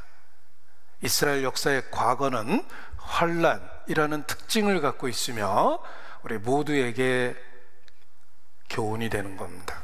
그리고 보십시오. 이스라엘 현재와 관련한 키워드는 회복입니다. 이스라엘 현재와 관련한 키워드는 회복됩니다. 성경은 끝날에 이스라엘을 반드시 회복시켜 주겠다고 약속하셨어요. 우리 시대에 기적이 일어났어요. 20세기 최고의 기적입니다. 1948년 5월 14일이에요. 이스라엘, 그들이 돌아와서 나라를 세웠어요. 20세기 최고의 기적입니다. 20세기에는 인류가 달나라갔습니다. 그거보다 더 큰 기적이 이스라엘의 독립이에요. 20세기에는 컴퓨터의 발명과 보급이 이루어졌어요. 그보다 더 큰 기적이 이스라엘의 독립입니다. 사회과학자들의 이야기예요. 이스라엘의 독립은 20세기 최고의 기적이다. 이스라엘은 BC 606년 바벨론에 의해서 멸망했습니다. AD 70년 로마에 의해서 타이투스, 전 세계에 흩어졌죠. 나라가 없어진 지 2600년 만에 독립한 나라, 전 세계에 흩어진 지 2000년 만에 독립한 나라. 불가능한 거예요. 우리 시대에 그 불가능한 일이 일어났어요. 이스라엘, 그들이 정말 돌아와서 나라를 세웠습니다. 성경의 예언의 성취입니다. 강남 갔던 제비가 돌아오면 봄이 온 겁니다. 전 세계에 흩어졌던 이스라엘, 그들이 돌아오면 그리스도의 재림이 가까운 거예요. 그래서 우리 시대를 마지막 시대라고 합니다. 우리는 이스라엘의 회복, 독립을 보았기 때문에 그렇습니다. 우리 눈앞에서 불가능한 일이 일어났는데 전 세계에 흩어졌던 그들이 다시 돌아온 거예요. 130여 개 국가에 흩어졌습니다. 1948년 그들이 돌아왔어요. 기적입니다. 성경에는 이스라엘이 반드시 돌아올 거라는 구절이 700구절이 넘습니다. 너는 또 말하기를 주 여호와의 말씀에 내가 너희를 만민 가운데서 모은다라고 그랬죠? 130여 개 국가에서 모았어요. 너희를 흩은 열방 가운데서 모아내고 이스라엘 땅으로 너희에게 주리라 하셨다라. 이스라엘 땅, 조상들의 땅을 돌려주셨어요. 나 주 여호와가 말하노라. 내가 열방에 흩어있는 이스라엘 족속을 모으고 그들로 인하여 열국의 목전에서 내 거룩함을 나타낼 때 그들이 곧 내 종 야곱에게 준 땅에 거할지라. 내가 너희를 열국 중에서 취하여내고 열국 중에서 모아 데리고 고토에 들어갈 것이다. 내가 저희를 그 본토에 심으리니 저희가 나의 준 땅에서 다시 뽑히지 아니하리라. 이는 내 하나님 여호와의 말씀이니라. 조상들이 살던 그 땅을 2000여 년 만에 돌려주셨습니다. 이러한 구절이 700구절이 넘어요. 이스라엘, 그들이 우리 시대에 돌아왔는데 이스라엘 민족이 이스라엘로 돌아오는 것을 알리야라고 그래요. 이 알리야라는 단어가 그런 뜻입니다. 이스라엘 민족이 이스라엘로 돌아가는 것, 알리야한다 그러는데 2400년 동안 계속되는 유대인의 귀환, 700구절 넘는 알리야에 대한 약속이 이루어졌다. 알리야, 시온으로 올라간다. 알리야의 물결, 예언과 성취로 이루어진 4000년 역사 속에 이스라엘의 귀한 스토리, 그들이 조상들이 살던 그 땅으로 돌아가고 있습니다. 유대인의 알리야 31% 증가했다. 2021년 통계입니다. 이디오피아에 있는 유대인도 돌아왔는데 오랜 흉년 기간 동안에 저체중이었어요. 비행기 좌석을 뜯어내고 실어냈기 때문에 기네스북에 가장 많은 탑승 인원으로 신기록을 세웠습니다. 그 기록은 절대 안 깨진대요. 왜냐하면 비행기 좌석을 뜯어냈고 그리고 이디오피아 유대인들이 오랜 흉년으로 인해서 저체중이었대요.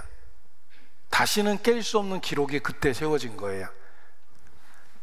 처음에는 비행기를 갖다 타라고 그랬더니 이 이디오피아 유대인들이 생전 처음 본 거예요. 비행기를 무서워서 안 타더래요. 그래서 성경 구절을 읽어줬답니다.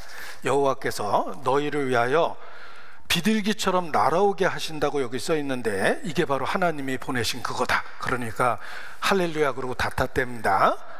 정말 비둘기처럼 날아왔죠? 예. 프랑스의 유대인들 300여 명 돌아왔다. 계속해서 돌아옵니다. 160여 명 프랑스계 유대인들 알리아했다. 우즈베키스탄 50명의 유대인 알리아했고 87명의 남아공 유대인들이 알리아했고 북미에서 12명의 유대인 청년들이 알리아했고 미국에서 104명의 유대인들이 도착했고 그리고 2021년에는 4천여 명의 미국 유대인들이 한 번에 돌아오고 우크라이나의 유대인이 제일 많이 삽니다. 뜻밖이죠?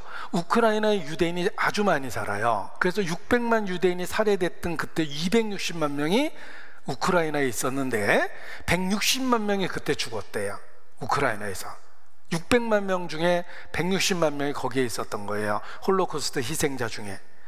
그런데 끊임없이 93년부터 유대인들이 돌아오고 있습니다. 오데사라는 항구를 통해서 돌아왔는데 100여만 명의 유대인들이 오데사 항구를 통해 배를 타고 돌아왔는데 아직도 20여만 명의 유대인들이 있습니다. 그런데 러시아가 우크라이나에 전쟁을 일으키는 바람에 전쟁터가 됐죠. 전쟁이 일어나는 바람에 많은 유대인들이 돌아왔어요. 우크라이나 유대인들 비행기 타고 이스라엘로 돌아왔습니다.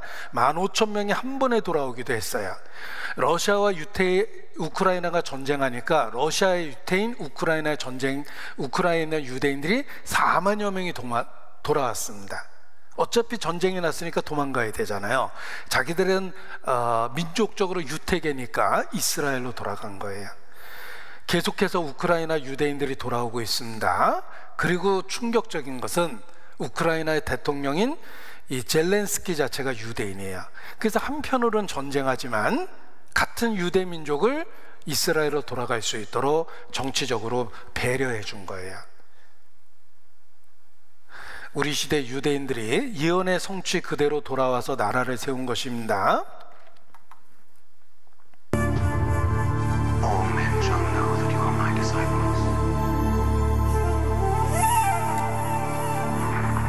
AD 70년 로마에 의해 멸망당한 뒤 지구상에서 사라졌던 나라.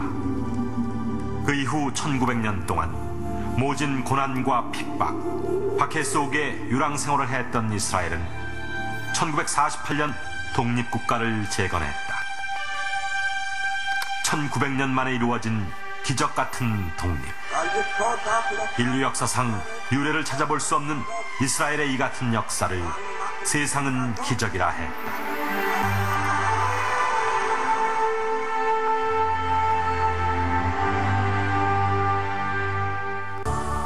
세계 역사상에 한 나라가 망해서 없어졌다가 2000년 만에 조국을 광복한 예가 없습니다. 종교인이건 비종교인이건 간에 이스라엘의 독립은 기적이다 얘기를 합니다. 19세기 말에 유대인에 대한 핍박과 학살, 제1차 세계대전, 제2차 세계대전, 역사상 일어날 수 있는 확률이 극히 낮은 것임에도 불구하고 이것이 연속적으로 일어난 그런 사례가 세계 역사상 없다는 것입니다. 무화과 나무의 비유를 배우라. 예수께서 무화과 나무의 비유를 통해서 알려주신 것처럼 한겨울에 모든 것이 죽은 것처럼 꽁꽁 얼어붙지만 따뜻한 봄날에 싹이 나고 이파리가 돋기 시작합니다. 완전히 없어졌던 이스라엘이 다시 회복하는 그때가 바로 역사의 마지막이다 라고 말씀하신 것입니다. 우리는 예언의 성취를 본 겁니다. 내가 장래사를 고하며 후래사를 너에게 진술하리라. 장차 당할 일을 너에게 말하리라. 어느 날 너희 눈앞에 이것이 이루어질 것이요 너희가 나를 여호와인 줄 알리라. 내가 이 일을 너에게 미리 말한 것은 이 일이 이루어질 때 너희로 믿게 하기 위해서라. 성경에 그렇게 말씀하셨습니다. 이스라엘과 관련해서 빌리그레암 목사님의 설교도 있어요. 한 손에 성경을 들고 또 한 손에 조간신문을 들으라. 이스라엘과 관련한 사건 사고, 그 조간신문에 났던 기사가 성경에 예언되어 있다는 거예요. 한 손에 성경을 또 한 손에 조간신문을. 이스라엘과 관련한 예언은 문자 그대로 성취되었습니다. 자, 학자들은 이렇게 분석합니다. 성경에는 1817개 예언이 있는데 이미 성취된 것은 96%다. 남아있는 예언들은 4%에 불과하다. 이미 성취된 96%는 남아있는 4%의 예언이 반드시 이루어질 것이라는 것에 대한 보증이다. 성경의 모든 예언들이 거의 대부분 우리 시대에 이루어졌고 이루어지고 있다는 거 기억하십시오. 나머지 4%도 이루어질 겁니다. 맥스웰 코드라는 학자는 어떤 예언이 신으로부터 왔다라는 진정성을 갖기 위해서는 조건이 있다. 첫 번째는 충분한 예보 기간이 있어야 한다. 길면 길수록 신으로부터 온 것이다. 시간을 초월한 존재일 테니까. 두 번째는 구체적인 내용을 담고 있어야 된다. 성경은 구체적입니다. 유다의 족속 이새의 아들 다윗의 자손 베들레헴, 너무나 구체적인 예언을 성취시킵니다. 그리고 기록될 당시에 상상도 못할 문화를 초월한 내용을 담고 있어야 된다. 성경이 그렇습니다. 이런 까다로운 조건을 충족시키는 예언은 오직 성경밖에 없습니다. 나 여호와가 말하였으니 이루리라. 이스라엘, 그들이 돌아왔습니다. 기적이 일어난 거예요. 그 뒤에 하나님이 계십니다. 자, 최고의 기적이 뭘까? 죽었다 깨나도 못하는 일은 뭘까? 이런 생각을 해봅니다. 자, 죽었다 깨나도 못하는 일이 뭐죠? 죽었다 깨나는 겁니다. 뭐 어렵게 생각하지 마세요. 네, 죽었다 깨나는 게 어렵죠. 제가 여기서 죽은 자를 살리면은 기적입니다. 하나님은 스케일이 크세요. 죽은 민족을 살리셨어요. 그것이 이스라엘이에요. 너희가 나를 여호와인 줄 알리라. 자, 지금으로부터 2500년 전 에스겔 선지자에게 하나님이 예언하셨습니다. 여호와께서 권능으로 내게 임하시고 마른 뼈가 가득한 골짜기 가운데 데리고 가셨는데 뼈가 심이 많고 아주 말랐어요. 이런 마른 뼈가 가득한 골짜기에 데리고 가서 하나님의 말씀을 들려주랍니다. 이 뼈들이 살겠느냐? 한번 하나님의 말씀을 외쳐봐라. 주 여호와여, 주께서 하시나이다. 하나님의 말씀을 외치니까 이 뼈 저 뼈가 들어맞고 뼈들이 서로 연락하고 힘줄이 오르고 생기가 덮이고 큰 군대가 되게 일어났어요. 그리고 설명해 주십니다. 인자야, 이 뼈들은 이스라엘 온 족속이라. 그들이 이르기를 우리의 뼈들이 말랐고 우리의 소망이 없어졌으니 우리는 다 멸절되었다 하느니라. 이스라엘은 역사 속에서 사라졌습니다. 그러므로 너는 대언하여 그들에게 이르기를 주 여호와의 말씀에 내 백성들아, 내가 너희 무덤을 열고 너희로 거기서 나오게 하고 먼 땅을 줘요? 이스라엘 땅으로 들어가게 하리라. 조상들이 살던 이스라엘 땅을 돌려주겠다고 약속했습니다. 마른 뼈가 살아나서 회복될 것이다. 내 백성이 회복돼서 조상들이 살던 땅으로 돌아갈 것이다. 여호와의 말씀을 들을지어다. 뭔가 살아나게 됩니다. 기적이죠. 자, 이스라엘의 회복이 일어난다는 거예요. 여러분, 마른 뼈가 가득한 골짜기에 선지자를 세워놨습니다. 이 뼈들이 어떻게 살겠습니까? 이 그림이 이렇게 허접한 이유는 제가 직접 그려서 그런 겁니다. 여기 에스겔 선지자를 그렸어요. 이 뼈들이 어떻게 살겠습니까? 불가능하죠. 제가 선지자 대역으로 출연했습니다. 이 뼈들에게 한번 명령해봐라. 명령했더니 이 뼈 저 뼈가 들어맞고 살이 오르고 힘줄이 오르고 생기가 들어가는데 큰 군대가 됐어요. 기적입니다. 많은 분들이 이게 제사진이라고 생각하는데 제가 이 정도는 아닌 것 같아요. 자, 어떻게 나라가 하루에 생기고 민족이 순식간에 나겠습니까? 이스라엘, 우리 앞에서 기적이 일어났어요. 그들이 우리 시대에 회복되었습니다. 이게 놀라운 기적이기 때문에 합창곡도 있어요.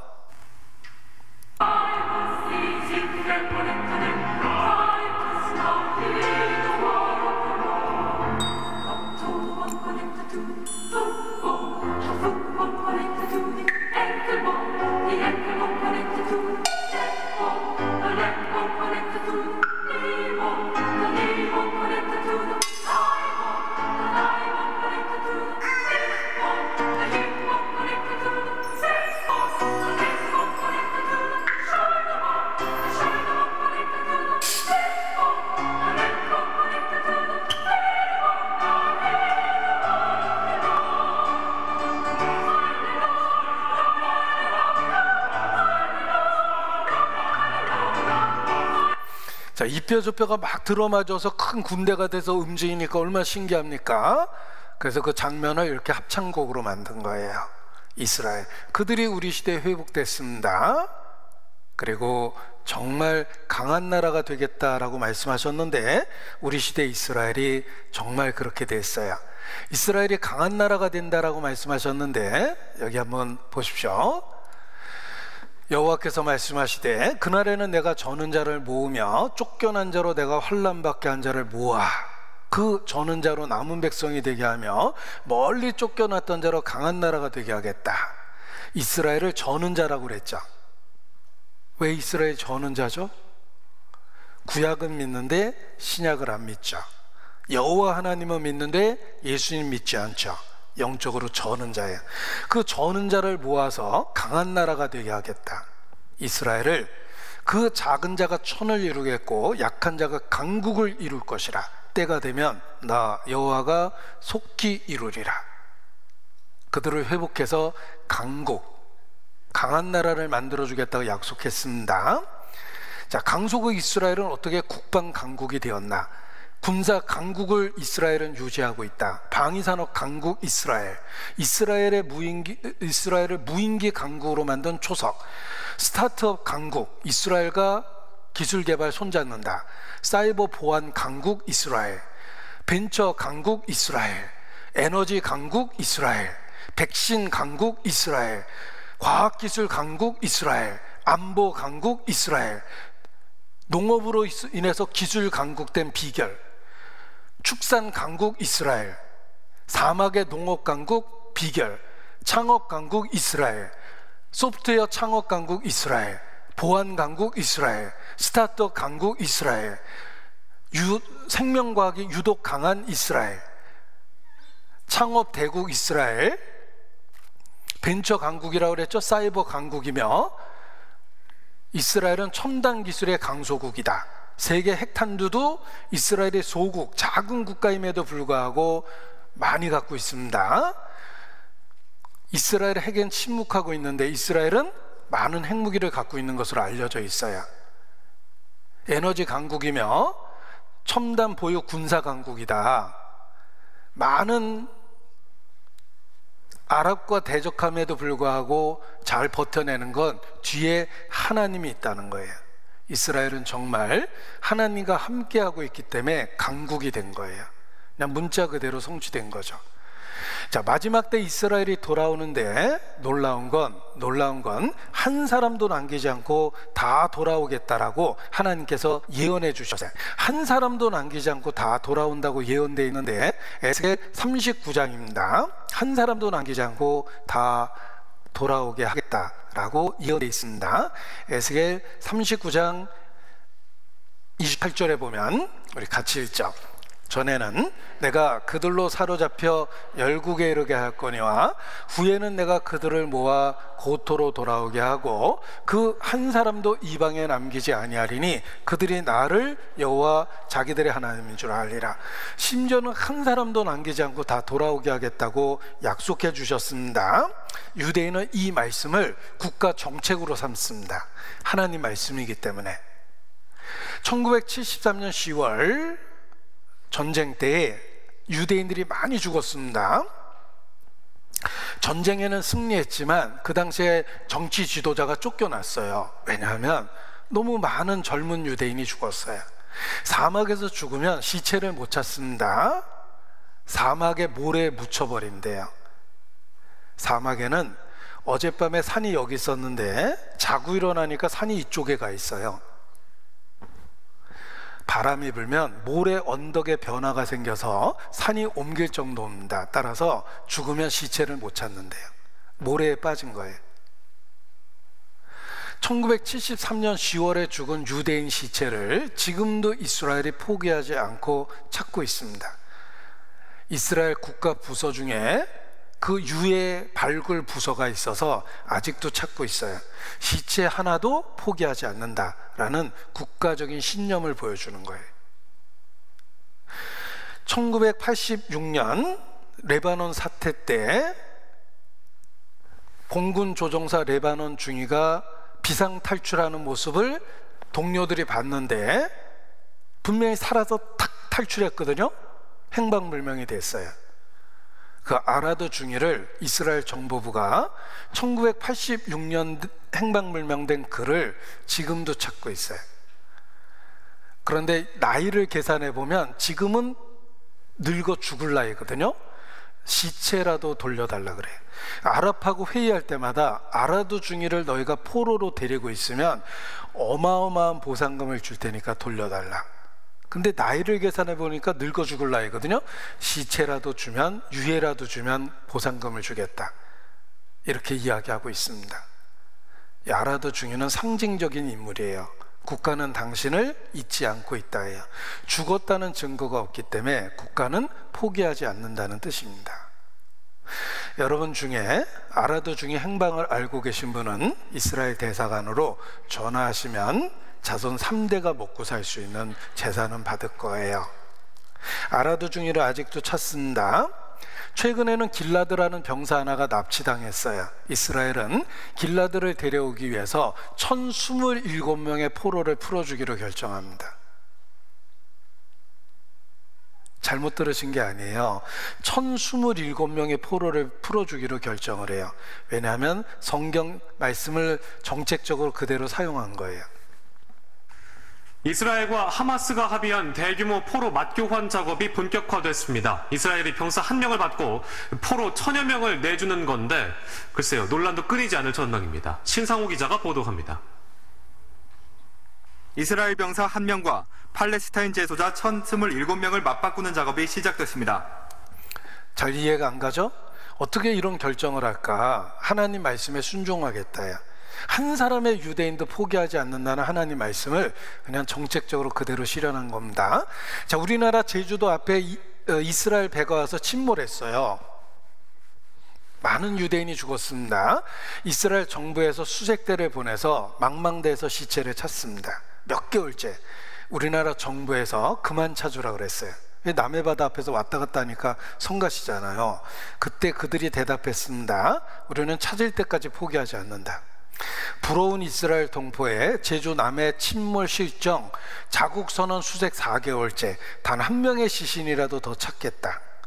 모든 이스라엘인들은 이스라엘 땅으로 돌아온다. 이스라엘 정부가 선박사고로 실종된 이스라엘 선원을 찾기 위해 4개월째 제주도 남쪽 바다를 수색하고 있다. 단 한 사람의 시신이라도 외국에 내버려 둘 수 없다는 집념을 보여주고 있다. 시체라도 포기하지 않겠다. 대단하죠? 우리 눈앞에서 이스라엘과 관련한 예언이 문자 그대로 성취되고 있습니다. 그들이 돌아왔고 한 사람도 포기하지 않습니다. 더 놀라운 건 죽은 언어 히브리어를 살려냈다는 거예요. 히브리어는 사어였어요. 그들은 전 세계에 흩어졌고 2000년이 지나면서 언어가 소멸돼 버렸어요. 히브리어는 사어입니다. 그런데 이스라엘이 독립해서 죽은 히브리어를 되살려냈어요. 여기 히브리어가 써 있는데 히브리어는 오른쪽에서 왼쪽으로 씁니다. 22개의 알파벳을 갖고 있는데 이 죽은 히브리어를 되살려냈어요. 제가 알파벳송을 한번 불러드리겠습니다. 히브리어 22개의 알파벳송입니다. 알레 베텔 기멜 다렛 해밥 자연 햇텐 테텐 유텐 갑 라메 맵눈 사메 가연 베자데 코펠레시 시넨 시넨 타압. 이렇게 해서 22개 알파벳이에요. 여러분들 아침 저녁으로 하루에 2번씩 불러보면 뭐 일주일이면 다 외울 겁니다. 죽은 히브리어를 되살려낸 민족이 이스라엘이에요. 자, 1976년 아랍 테러리스트가 유대인을 납치했습니다. 그리고 비행기를 우간다에 착륙시켰어요. 인질극을 벌입니다. 우간다의 공항 이름은 엔테베였고 우간다의 대통령은 이디 아민이란 폭군이었습니다. 이스라엘 정부는 타협을 거절하고 특공대를 우간다에 파견시켰습니다. 이디아민하고 똑같이 생긴 특공대원을 구하고 이디아민이 타고 다니는 벤츠 600을 수송 차량에 실었어요. 공항에 벤츠 600이 들어오는데 이디아민이 타고 있는 거예요. 당연히 무사 통과죠. 뒤에 랜드로버 2대가 따라 들어왔는데 다 특공대원이었습니다. 그리고 인질들이 잡혀있는 곳으로 갔습니다. 문을 부시고 창문을 깨고 특공대가 들어왔습니다. 기가 막힐 정도로 테러리스트만 사살했어요. 제가 지금 조는 사람 겨눈 건데 아세요? 기가 막히게 테러리스트만 쏜다. 포로하고 뒤섞여 있는 테러리스트를 어떻게 구별했습니까? 특공대가 들어오자마자 히브리어로 엎드려 하고 소리쳤습니다. 유대인은 다 엎드렸고 멀뚱거리던 테러리스트가 총을 맞은 거예요. 여러분도 오래 살려면 엎드려 정도는 히브리어를 알고 있어야 되겠죠. 105명의 포로가 있었는데 포로 중에 3명이 총을 맞았습니다. 조사해 보니까 히브리어를 모르는 유대인 3명, 이런 조사 결과가 나왔어요. 보세요.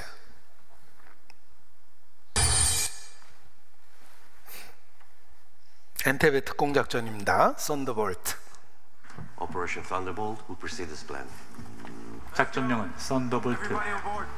그리고 마트칼대원 100명을 실은 C-130 수송기는 저공 비행으로 적국의 레이더망을 피하면서 홍해를 가로지르는데 저승사자들이 오는 줄도 모르고 늘 하던 대로 인질을 감시하던 이 친구들. 드디어 공항에 도착한 마트칼대원들. 벤츠를 앞세우고 청사로 향합니다. 순식간에 우간다 공군들을 제압하고 주저없이 청사로 돌격하는데 혁명이랍시고 괜히 이 일에 끼어든 두 독일 친구. 청사에 진입하자마자 이스라엘 특공대 사이렌 마트칼은 첫 총격을 가한 지 불과 1분 45초 만에 모든 테러범들을 소탕하고 기적적으로 인질을 구출합니다. 하지만 이 작전을 진두지휘했던 지휘관 한 명이 전사하는데 그의 이름은 요나단 네타냐후 대령. 바로 작년까지 이스라엘의 총리로 지냈던 베냐민 네타냐후의 친형이었죠. 동생 베냐민 역시 사이레트 마트칼 출신이었고 형 요나단의 죽음은 팔레스타인에 대한 강경 노선을 갖게 되는 원인 중 하나가 되기도 했죠. 물론 인질도 피해가 없는 건 아니었는데 히브리어를 모르던 유대인 인질 3명이 마트칼 대원의 5인 사격으로 사망하기도 했습니다. 그리고 자, 군사작전 중에 가장 성공적인 작전이 엔테베 특공작전입니다. 그 이야기 뒤편에 히브리어에 대한 일화가 있다는 거예요. 그들은 죽은 언어를 되살려냈어요. 우리는 일제 36년을 겪으면서 언어가 망가졌습니다. 우리의 언어 속에 일본말이 들어오기 시작했어요. 창씨개명했죠? 지금도 제 몸뚱아리를 들여다보면 온통 일본어 투성입니다. 스봉, 오하기, 가다마이, 베리아스, 빤스, 찌찌, 이거 다 일본말이잖아요. 일제 36년이 우리의 언어를 망가뜨렸는데 이스라엘은 2000년 동안에 그들의 언어가 사라졌습니다. 죽은 언어를 되살려냈어요. 기적이죠. 그 기적 뒤편에 하나님이 계시는 겁니다. 자, 그리고 더욱 놀라운 기적, 땅. 이스라엘 땅의 회복이 일어났어요. 원래 이스라엘의 땅은 젖과 꿀이 흐르는 가나안 땅이라고 그러죠. 젖과 꿀이 흐릅니다. 옥토라는 뜻이에요. 얼마나 비옥했으면 포도 한 송이를 두 장정이 어깨로 메었대요. 포도 한 송이를 두 장정이 어깨로 메었다라고 그러면 얼마나 풍성한 농산물을 거뒀는지 이해가 가죠. 에이, 그런 게 어딨어 그러는데 포도 한 송이를 두 장정이를 매일 정도로 풍요로운 땅이었습니다. 대단하죠? 예. 예. 그런데 이스라엘이 회복하자마자 그 땅이 이스라엘이 저주를 받자마자 너희의 땅이 황무하며 너희의 성읍이 황폐하리라. 완전한 황무지가 되어버렸습니다. 그들이 하나님의 아들을 죽였고 저주를 받았죠. 너희의 땅이 황무하며 너희의 성읍이 황폐하리라. 이것이 전형적인 이스라엘 땅이에요. 정말 황무지죠. 전형적인 이스라엘 땅입니다. 마크 트웨인이란 작가는 1856년 중동 지방을 여행하며 갈릴레오스에서 예루살렘까지 40마일을 걸어갔다고 그의 여행기에 기록했는데 나무 한 그루를 못 봤고 사람 한 명도 못 봤다고 썼어요. 그가 쓴 기록에 의하면 지옥으로 향하는 길과 같았고 황량하고 도무지 매력이 없는 길이다 라고 여행기에 써놨어요. 완전한 황무지였습니다. 그런데 이스라엘이 1948년 독립했습니다. 에덴 동산처럼 되리라. 기경이 될 것이라. 기경, 밭가는 땅이 된다. 사막에서 농사 짓는 사람 보셨습니까? 이스라엘 땅이 그렇게 됐다는 거예요. 다시 옥토가 됐어요. 땅의 회복이 일어났죠? 나 여호와가 너희와 함께하고 있다라고 말씀하십니다. 땅의 회복이 일어났어요.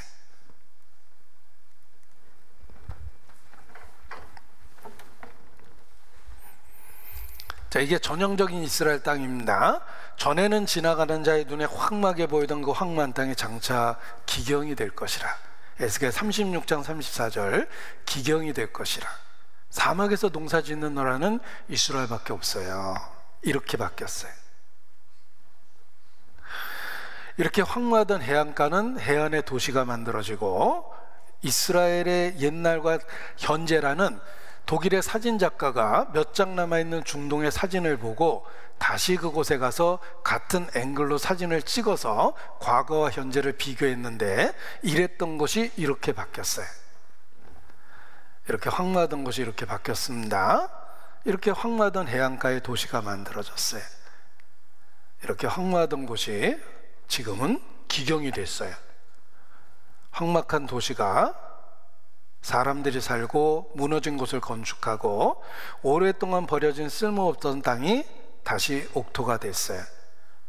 녹색 가득한 땅으로 바뀌었습니다. 이것이 지금의 이스라엘이에요. 기적이 일어났죠? 죽은 사람이 살아나듯이 죽은 땅이 되살아나서 에덴 동산같이 되었습니다. 빈 땅에 건축하게 하리라. 정말 그렇게 됐어요. 이런 변화를 겪은 겁니다. 이것이 현대 이스라엘의 모습이에요. 이건 예전의 땅이고 황무지이고 젖과 꿀의 땅으로 바꿔서 이렇게 바뀌었습니다. 실제 이민을 와서 농사 지은 사람의 고백인데 한번 들어보세요. 실제 이민 와서 농사 지은 사람의 고백입니다.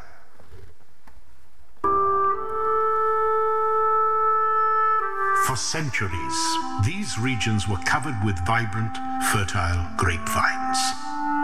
But after the destruction of Jerusalem in 70 AD, the Romans uprooted the vines and took them to Italy. For nearly 2,000 years, no vineyards existed on these mountains. But in the late 1990s, a few Jewish men came here with a goal to change that. Men like Yaakov Berg. 2,000 years ago, Israel known like the best wine country in the ancient world. The Roman Caesars, the Greeks, they brought their best wine, not from Italy, not from France. They brought it from here, from Israel. But for 2,000 years, the land was desert. It was impossible to grow something on those lands. And actually, a lot of people tried, and they couldn't succeed. I born in Russia, and I came to Israel when I was 3 years old. I remember when we started to plant the vineyards, everything it was rock. We need to drill into the rock in order to plant the vines. Everybody says, all the experts says, it's not going to work. Nothing will grow here.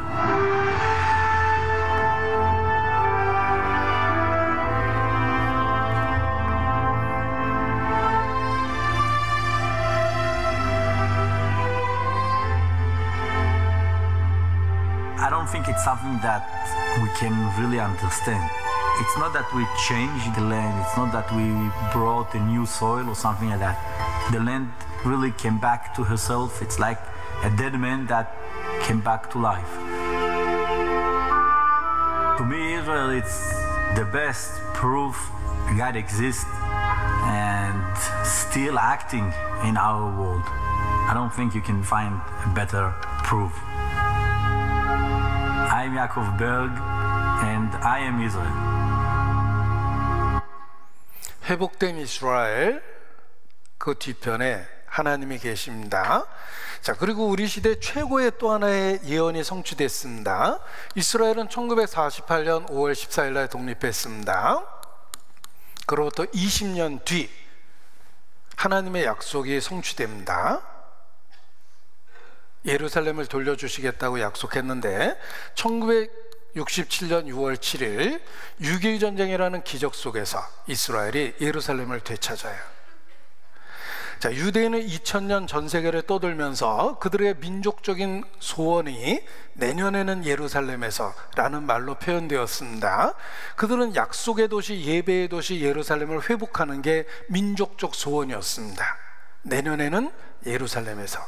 들어보셨죠? Next year in Jerusalem. 유대인의 2000년 꿈이었어요. 1967년 6월 7일 6.1 전쟁이라는 기적 속에 이스라엘이 예루살렘을 되찾았어요. 3대 점령지라고 그러죠.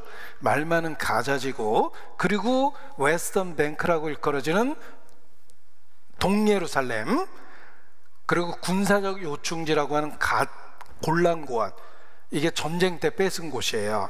바로 그 전쟁 때 예루살렘을 되찾았어요. 2000년들의 유대인들의 2000년 꿈이 이루어진 거예요. 우리 눈앞에서. 그리고 그로부터 50년 뒤 2017년 트럼프가 예루살렘을 유대인의 수도로 인정해 줬어요. 이스라엘의 수도는 텔아비브예요. 왜냐하면 예루살렘은 아랍에게 있어서도 3대 성지거든요. 메카, 메디나, 그리고 제3성지 예루살렘입니다. 그런데 트럼프가 아랍의 반대에도 불구하고 이스라엘 수도로 공식 인정하고 딸 이방카를 보내서 축하도 해주고 막 그랬죠. 그게 우리 시대에 있었던 일이에요. 이스라엘이 얼마나 고마운지 트럼프 동전도 만들어주고 그랬습니다. 트럼프 동전이 어떻게 생겼냐면 이렇게 생겼어요. 성전을 그려놓고 뒤편에다가 트럼프를 그려준 거예요. 우리 민족에게 굉장히 좋은 일을 해줬다는 뜻이에요. 이게 2017년도 이야기입니다. 이스라엘이 예루살렘을 되찾았습니다. 바로 우리 시대에 그 예언이 성취된 거예요.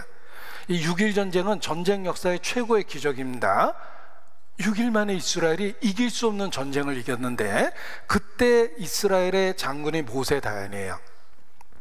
모세 다얀이 무장된 상태에서 처음으로 예루살렘에 들어갔습니다. 그가 대국민 라디오 방송을 하죠. 국민 여러분, 아랍 14개 국가가 우리에게 선전포고를 했습니다. 하나님은 6일 동안 천지를 창조하셨고 7일째 안식하셨습니다. 우리가 그 하나님을 힘입어 이 전쟁을 승리로 이끄시다. 전쟁 발발 6일 만에 이스라엘의 승리로 끝났어요. 모세 다얀이 무장한 상태에서 처음으로 예루살렘에 들어간 사람이에요. 그 예루살렘을 요르단 군대가 지키고 있었습니다. 영국식 사관학교 교육을 받은 특수부대예요. 작동되는 소련제 무기를 두고 도망갔대요. 다 체포됐어요. 다 군사재판에 의해서 총살당했습니다. 도망가면 안 되는데 도망갔고, 도망갈 때 무기를 파괴시켜야 되는데 작동되는 상태로 두고 갔다는 거예요. 그들이 법정에서 했던 이야기입니다.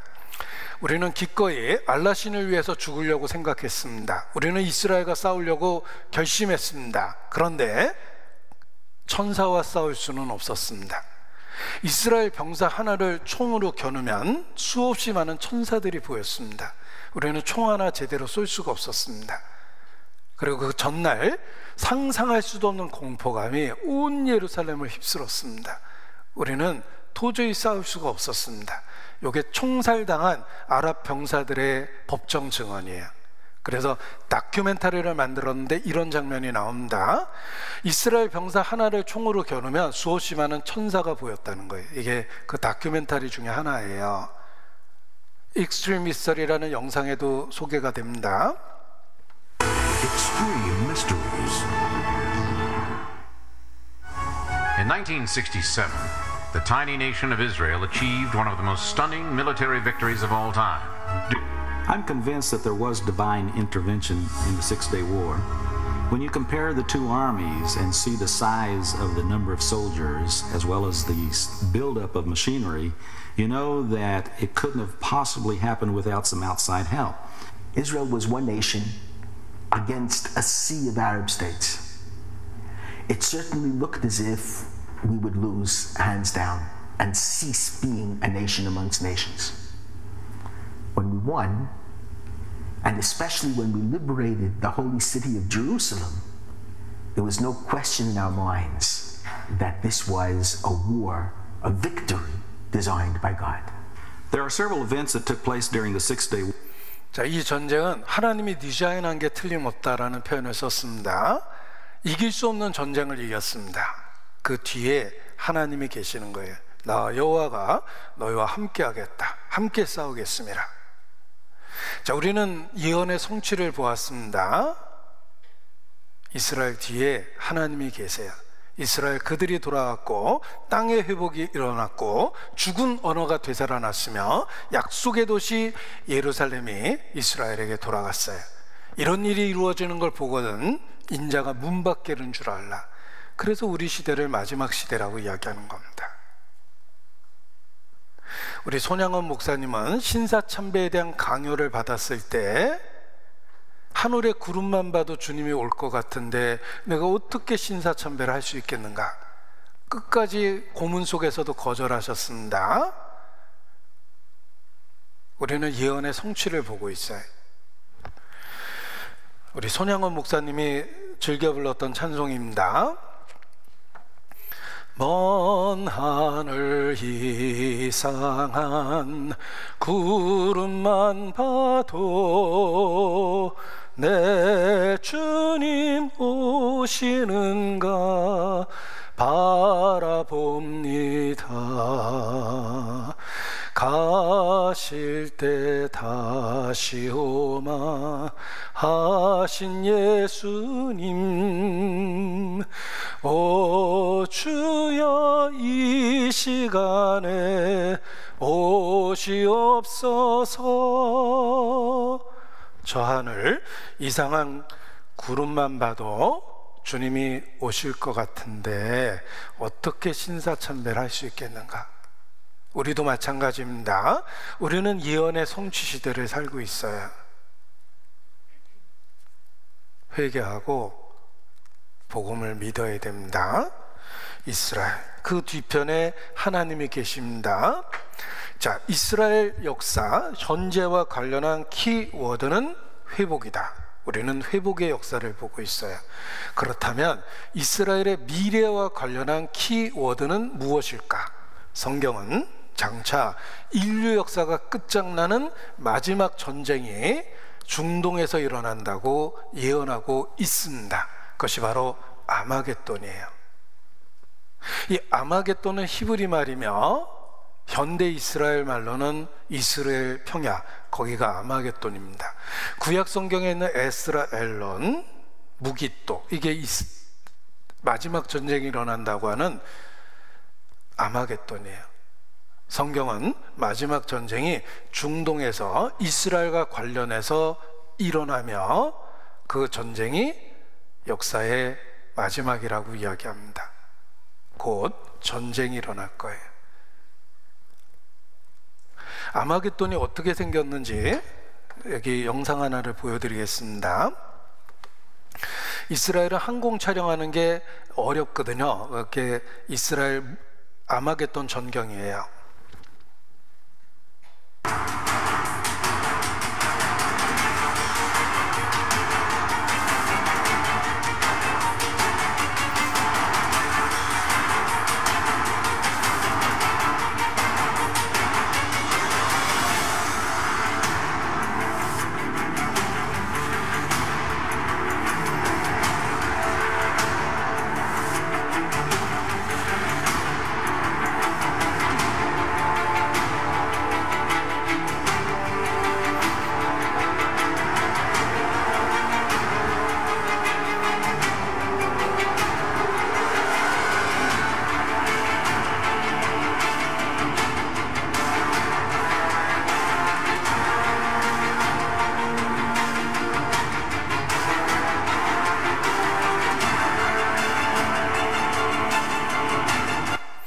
유적지를 배경으로 넓은 평야가 보이는데 거기가 이스라엘 평야며 히브리 말로 아마겟돈이라고 일컬어지는 마지막 격전의 지역입니다. 전쟁이 일어납니다. 자, 전쟁이 어떻게 일어나는지 지금부터 말씀을 드리겠습니다. 성경에 미리 예언되어 있습니다. 우리의 지적 호기심을 만족시키려고 예언해 주신 것이 아니라 모든 사람이 구원받기 원하시기 때문에 아주 구체적으로 예언해 주셨어요. 마지막 전쟁을. 이스라엘, 세상 중앙에 거하는 내 백성이라. 이스라엘은 정말 지중해 한복판에 나라가 있습니다. 세상 중앙에 거하는 내 백성을 고토, 극한 북방에서 쳐들어온대요. 우리 지도를 놓고 보면 북쪽을 위쪽으로 그립니다. 고토 극한 북방이라고 이야기했는데 지도를 따라서 북쪽으로 쭉 올라가면 러시아가 있어요. 러시아 북쪽으로는 나라가 없어요. 북극해라는 바다밖에 없으니 성경의 고토 극한 북방은 지정학적으로 러시아입니다. 성경은 곡과 마곡의 땅이라고 이야기합니다. 곡과 마곡이 뭘까? 요거 영어로 써도 똑같아요. 매곡. 곡과 마곡은 우리 대한민국의 태백산맥 있죠. 미국의 로키 산맥 있죠. 러시아에 코카서스라는 산맥이 있는데 곡의 요새, 곡의 물이라는 뜻이에요. 거기에 곡이라는 말이 들어있죠. 러시아 지역을 곡과 마곡의 지역이라고 그래요. 러시아를 소비에트 유니언이라고 불렀습니다. 여러 민족이 합쳐져 있다는 뜻이에요. 연방 국가거든요. 그래서 러시아와 우크라이나가 전쟁하고 있지만 예전에는 그게 한 나라였어요. 소비에트 유니언이었거든요. 소련이 붕괴되면서 여러 나라로 쪼개졌는데 그럼에도 불구하고 다민족 국가예요. 성경은 마지막 때 쳐들어오는 대장, 그 나라의 민족을 로스 메섹 두발이라고 그럽니다. 로스, 놀랍게 러시아의 어원이에요. 우리가 러시아를 로스게라고 불렀거든요. 지금도 영자신문에는 러시아를 러스라고 써요. 러스, 메섹, 메섹이라는 말은 모스코우의 어원이며 두발이라는 말은 그 지역에는 SK라는 어미를 붙여서 두볼스크라고 그래요. 성경에 로스메섹 두발의 지역에서 대장이 되는 나라가 쳐들어온다고 말씀하셨는데 놀랍게도 지금의 러시아예요. 2500년 전에 예언한 거예요. 그 러시아와 함께 쳐들어오는 나라를 5나라를 예언했습니다. 바사구스 북고멜 도갈마 족속이라고 돼 있는데 바사라는 말은 영어를 읽으면 페르시아예요. 한문식 번역이라서 바사예요. 1935년도 이란으로 개칭했어요. 악의 축이라고 일컬어지는 이란. 바사, 구스는 영어로 이디오피아예요. 붓은 영어로 리비아예요. 리비아, 시리아 이런 나라를 붓이라고 그랬거든요. 고멜과 도갈마 족속은 지금의 터키 같은 나라예요. 놀랍게도 이게 다 아랍 국가예요. 알라신을 믿는 아랍 국가예요. 러시아가 대장이 돼서 알라신을 믿는 아랍 국가들을 대동하고 이스라엘의 전쟁을 일으켜요. 이것이 아마겟돈 마지막 전쟁인데 놀랍게도 2500년 전에 너무 구체적으로 예언해 놓으셨다는 거예요. 이것이 마지막 전쟁에 대한 이야기입니다. 에스겔 38장에 예언되어 있어요. 로스메섹 두발 그리고 바사 구스 붓 고멜 도갈마 족속, 그들이 평안히 거하는 이스라엘을 쳐들어온다고 예언되어 있는데 언제? 여러 날 후 곧 말년에 마지막 때 쳐들어오며 물건을 겁탈하며 노력하리라. 경제적인 이유로 전쟁을 하게 될 거다, 이렇게 써 있는 거예요. 놀랍게도 충격적인 내용 하나를 보여드립니다. 사진인데 이 사진 자체가 너무 충격적이에요. 러시아 대통령, 터키 대통령, 이란 대통령이에요. 우리 시대 그들이 같은 편이 됐어요. 원래 터키는 친미 국가인데 지금은 친러시아죠. 그들이 한 편이 돼서 이스라엘에 전쟁을 일으킵니다. 터키와 러시아가 밀월 관계를 갖게 됐고 터키가 이스라엘 아주 싫어해요. 그래서 유엔에 와서 막 싸우고 그랬어요. 이 도갈마라고 일컬어지는 지역이 터키라는 그 지역입니다. 마지막 전쟁이 그렇게 일어납니다. 성경의 예언이 그대로 돼 있어요. 여호와의 말씀이 내게 말 가라사대 인자야 너는 마곡 땅에 있는 고 로스메색 두 발이라고 그랬죠? 그들이 대장이 됩니다. 로스메색 두 발이 쳐들어와요. 그래서 완전한 그 무장을 한 상태에서 쳐들어오는데 바사와 구스와 붓과 고멜과 도갈마 족속이 같은 편이 돼서 쳐들어온다고 예언되어 있습니다. 너는 스스로 예비하되 너와 내게 모인 무리들이 다 스스로 예비하고 너는 그들의 대장이 되라. 러시아가 대장이 돼서 이스라엘에 쳐들어온다고 예언되어 있습니다. 이것이 다큐멘터리에도 표현되어 있는데 한번 보셔요. 에스겔 예언자는 마지막 날에 고기 이끄는 많은 군대가 북방에서 나타날 것이라고 경고했습니다. 대부분의 학자들은 이 침략군이 러시아가 이끄는 연합군이라는데 의견을 같이 하고 있습니다. 고대 외색은 오늘날의 모스크바를 이르고 고대의 두발은 오늘날의 토볼스크를 말합니다. 에스겔 예언자는 오늘날의 이란인 페르시아와 리비아, 에티오피아도 참전하며 마지막에 이스라엘의 멸절을 꾀한다고도 경고했습니다. 성경에는 마지막 전쟁을 너무나 구체적으로 예언하고 있습니다. 우리 시대 그 전쟁의 이야기가 문자 그대로 이루어지고 있는 거예요. 고가 끝날에 내가 너를 이끌어다가 내 땅을 치게 할 것이라 예언되어 있습니다.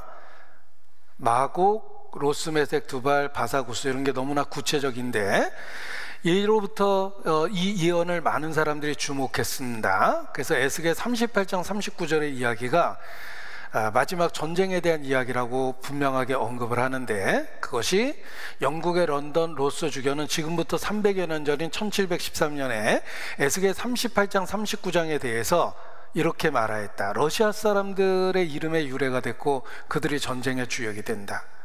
그런데 이 예언을 했던 300여 년 전에는 러시아가 아주 미미한 국가였어요. 잘 아시죠? 전쟁을 일으킬 만한 국가가 아니었어요. 왜냐하면 1917년도 볼셰비키 혁명이 일어나면서 비로소 무장된 나라거든요. 스코필드도 1909년에 에스겔 37장 38장에 대해서 구체적으로 얘기합니다. 저는 이해할 수도 없고 설명할 수도 없지만 러시아가 이스라엘을 침략할 것입니다. 이스라엘이라는 나라가 없었던 시대, 러시아라는 나라가 농업국가였던 소국가였던 시대에 난 이해할 수 없지만 성경에는 그렇게 써있다, 이렇게 스코필드가 얘기를 한 거예요.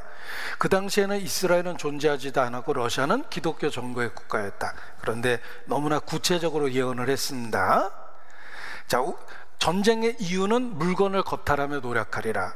경제적인 이유 때문에 전쟁이 일어난다고 돼 있는데 러시아가 우크라이나 전쟁을 일으켰죠. 그 바람에 러시아는 천연가스와 석유를 유럽에 수출하면서 먹고 살았어요. 수출길이 없어졌어요. 유럽 연안 러시아산 석유가스 수입 중단, 전범 국가이기 때문에 거래를 할 수가 없었던 거예요. 가스 밸브 잠그는 러시아, 우리도 안 팔아 이런 뜻이죠. 러시아 유럽으로 가는 가스관 잠궜다. 그동안 툭하면 러시아가 기분이 상하면 가스관을 잠궜어요. 니들 그러면 안 팔 거야. 유럽이 얼마나 곤란합니까? 게다가 우크라이나에 전쟁이 일어나면서 더 갈등이 심해진 겁니다. 그런데 유럽은 천연가스와 석유를 어디 가서 사옵니까? 러시아 유럽행 가스관 완전히 닫을 수 있다고 그랬죠? 유럽이 망하게 생겼어요. 놀라운 건 이스라엘에 석유가 개발됐다는 거예요. 마지막 때 이스라엘에 석유가 나올 거라고 예언돼 있었는데 예언이 정말 성취된 거예요. 여기저기서 석유가 나오기 시작했는데 사우디아라비아에 이어서 세계 2위의 매장량을 발견했고 다른 곳에서도 발견되는 것까지 더하면 세계 1위의 매장량을 갖게 된 거예요. 이스라엘은 석유 강국이 됐습니다. 러시아 우크라이나 전쟁은 이스라엘에게 가스 공급할 기회가 될 수 있다. 정말 그렇게 됐어요. 왜냐하면 이 러시아가 그리스 쪽으로 유럽으로 이어지는 쪽이죠. 이스트 메드 파이프라인이라는 가스관을 만듭니다. 더 이상 러시아 가스는 필요가 없게 된 거예요. 가스관을 만들었거든요. 그러니까 여기저기서 이 이스라엘산 석유와 천연가스를 살려고 그럽니다. 파이프라인 건설할 때 터키까지도 투자가 됐어요. 우리한테도 좀 팔아라 이렇게 된 거고, 이집트까지도 천연가스 사가겠다고 이야기하고 요르단도 사가겠다고 얘기를 한 거예요. 중동의 산유 국가가 곤란해졌죠? 가장 곤란해진 것은 러시아예요. 자신들의 천연가스를 팔 데가 없어진 거예요. 따라서 산유국인 중동과 러시아가 한편이 돼서 이스라엘에 전쟁을 일으킬 수밖에 없는 상황이 된 겁니다. 유럽, 이스라엘에 고객된다. 천연가스 공급협정 체결 중이며 유럽 연합은 러시아 자리의 대안으로 이스라엘을 고려하고 있다. 그래서 EU 집행원장이 이스라엘을 방문하고 EU는 이스라엘을 국방, 안보, 식량, 에너지의 주요 분야의 동맹으로 인식하고 있다. 국방, 안보, 식량, 에너지, 우리가 생존하는 데 꼭 필요한 거죠. 이스라엘과 연합하겠다는 뜻입니다. 세상 중앙에 가는 이스라엘을 칠 수밖에 없게 됐어요. 이 마지막 전쟁에 대한 예언이 구체적인데 성경은 그 마지막 전쟁이 불과 연기와 유황이라고 예언했는데, 푸틴 조만간의 핵전쟁은 불가피하다. 니들 자꾸 이러면 우리도 어쩔 수 없어, 이런 뜻이죠. 성경에 갈고리로 내 아가리를 깨어 끌어내리리라 이렇게 써 있습니다. 전쟁할 수밖에 없는 상황이 된다는 뜻입니다. 자, 어떤 분은 이런 예언을 왜 방송에서 안 하냐 그러는데, 공영방송에서는 종교적 주제를 못 다루게 돼 있어요. 딱 하루는 봐줘요. 크리스마스 날 MBC에서 크리스마스 때 성서 예언이라는 다큐멘터리를 방영합니다. 사회적 충격이 엄청 강해서 다시는 재방송을 못했어요. 그게 MBC의 성서 대언이라는 다큐멘터리인데 잠깐 보여드립니다. 하지만 경계의 예고도 없이 모든 사람이 두려워하던 전쟁이 중동에서 터질 것입니다.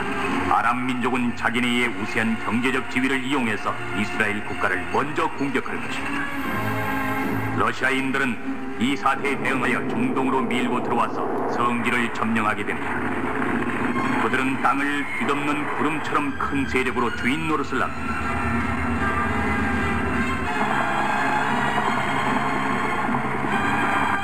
이와 때를 같이 해서 계시록에서 동쪽의 왕들이라 적혀있는 중공이 2억의 병력을 동원하기 시작합니다. 동과 서의 병력이 중동으로 몰려 들어옴으로써 역사상 최후의 싸움이 될 무대는 설정되는 것입니다. 인류가 수세기 동안 두려워하던 대결입니다. 바로 아마겟돈의 예언이 이루어지는 것이죠. 모든 군사가 서로 가까이 가서 그 모습을 드러내자 심판의 골짜기엔 수많은 무리가 모이리라. 심판의 골짜기에 주의 날이 가까웠음이니라.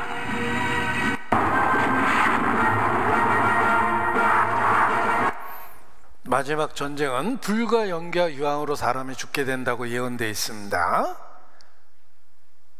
성경의 모든 예언이 성취된 것처럼 남은 예언도 성취될 것입니다. 성경이 사실의 가능성을 확률로 계산하면 100%라고 그래요. 왜냐하면 한 번도 예언이 틀린 적이 없습니다. 여러분이 죽을 확률 100%, 성경이 사실의 가능성 100%.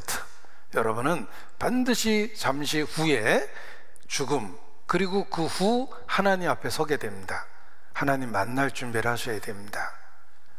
말씀을 배우시는 기회가 하나님이 가장 가까이 오신 그때입니다. 기회를 붙잡아야 됩니다. 나머지 시간도 기도하는 중에 참여해 주시기를 주님 안에서 부탁을 드리겠습니다. 기도하시겠습니다. 거룩하신 하나님, 오늘도 하나님 말씀을 배울 수 있도록 은혜를 주신 것 감사합니다. 만사를 주관해 주시며 말씀 앞으로 이끌어 주시기를 주님께 기도합니다. 주의 긍휼과 은혜만을 사모하고 의지합니다. 고마우신 예수님 이름으로 기도드렸습니다. 아멘. 네, 식사 맛있게 하시고 안녕히 돌아가시기 바랍니다.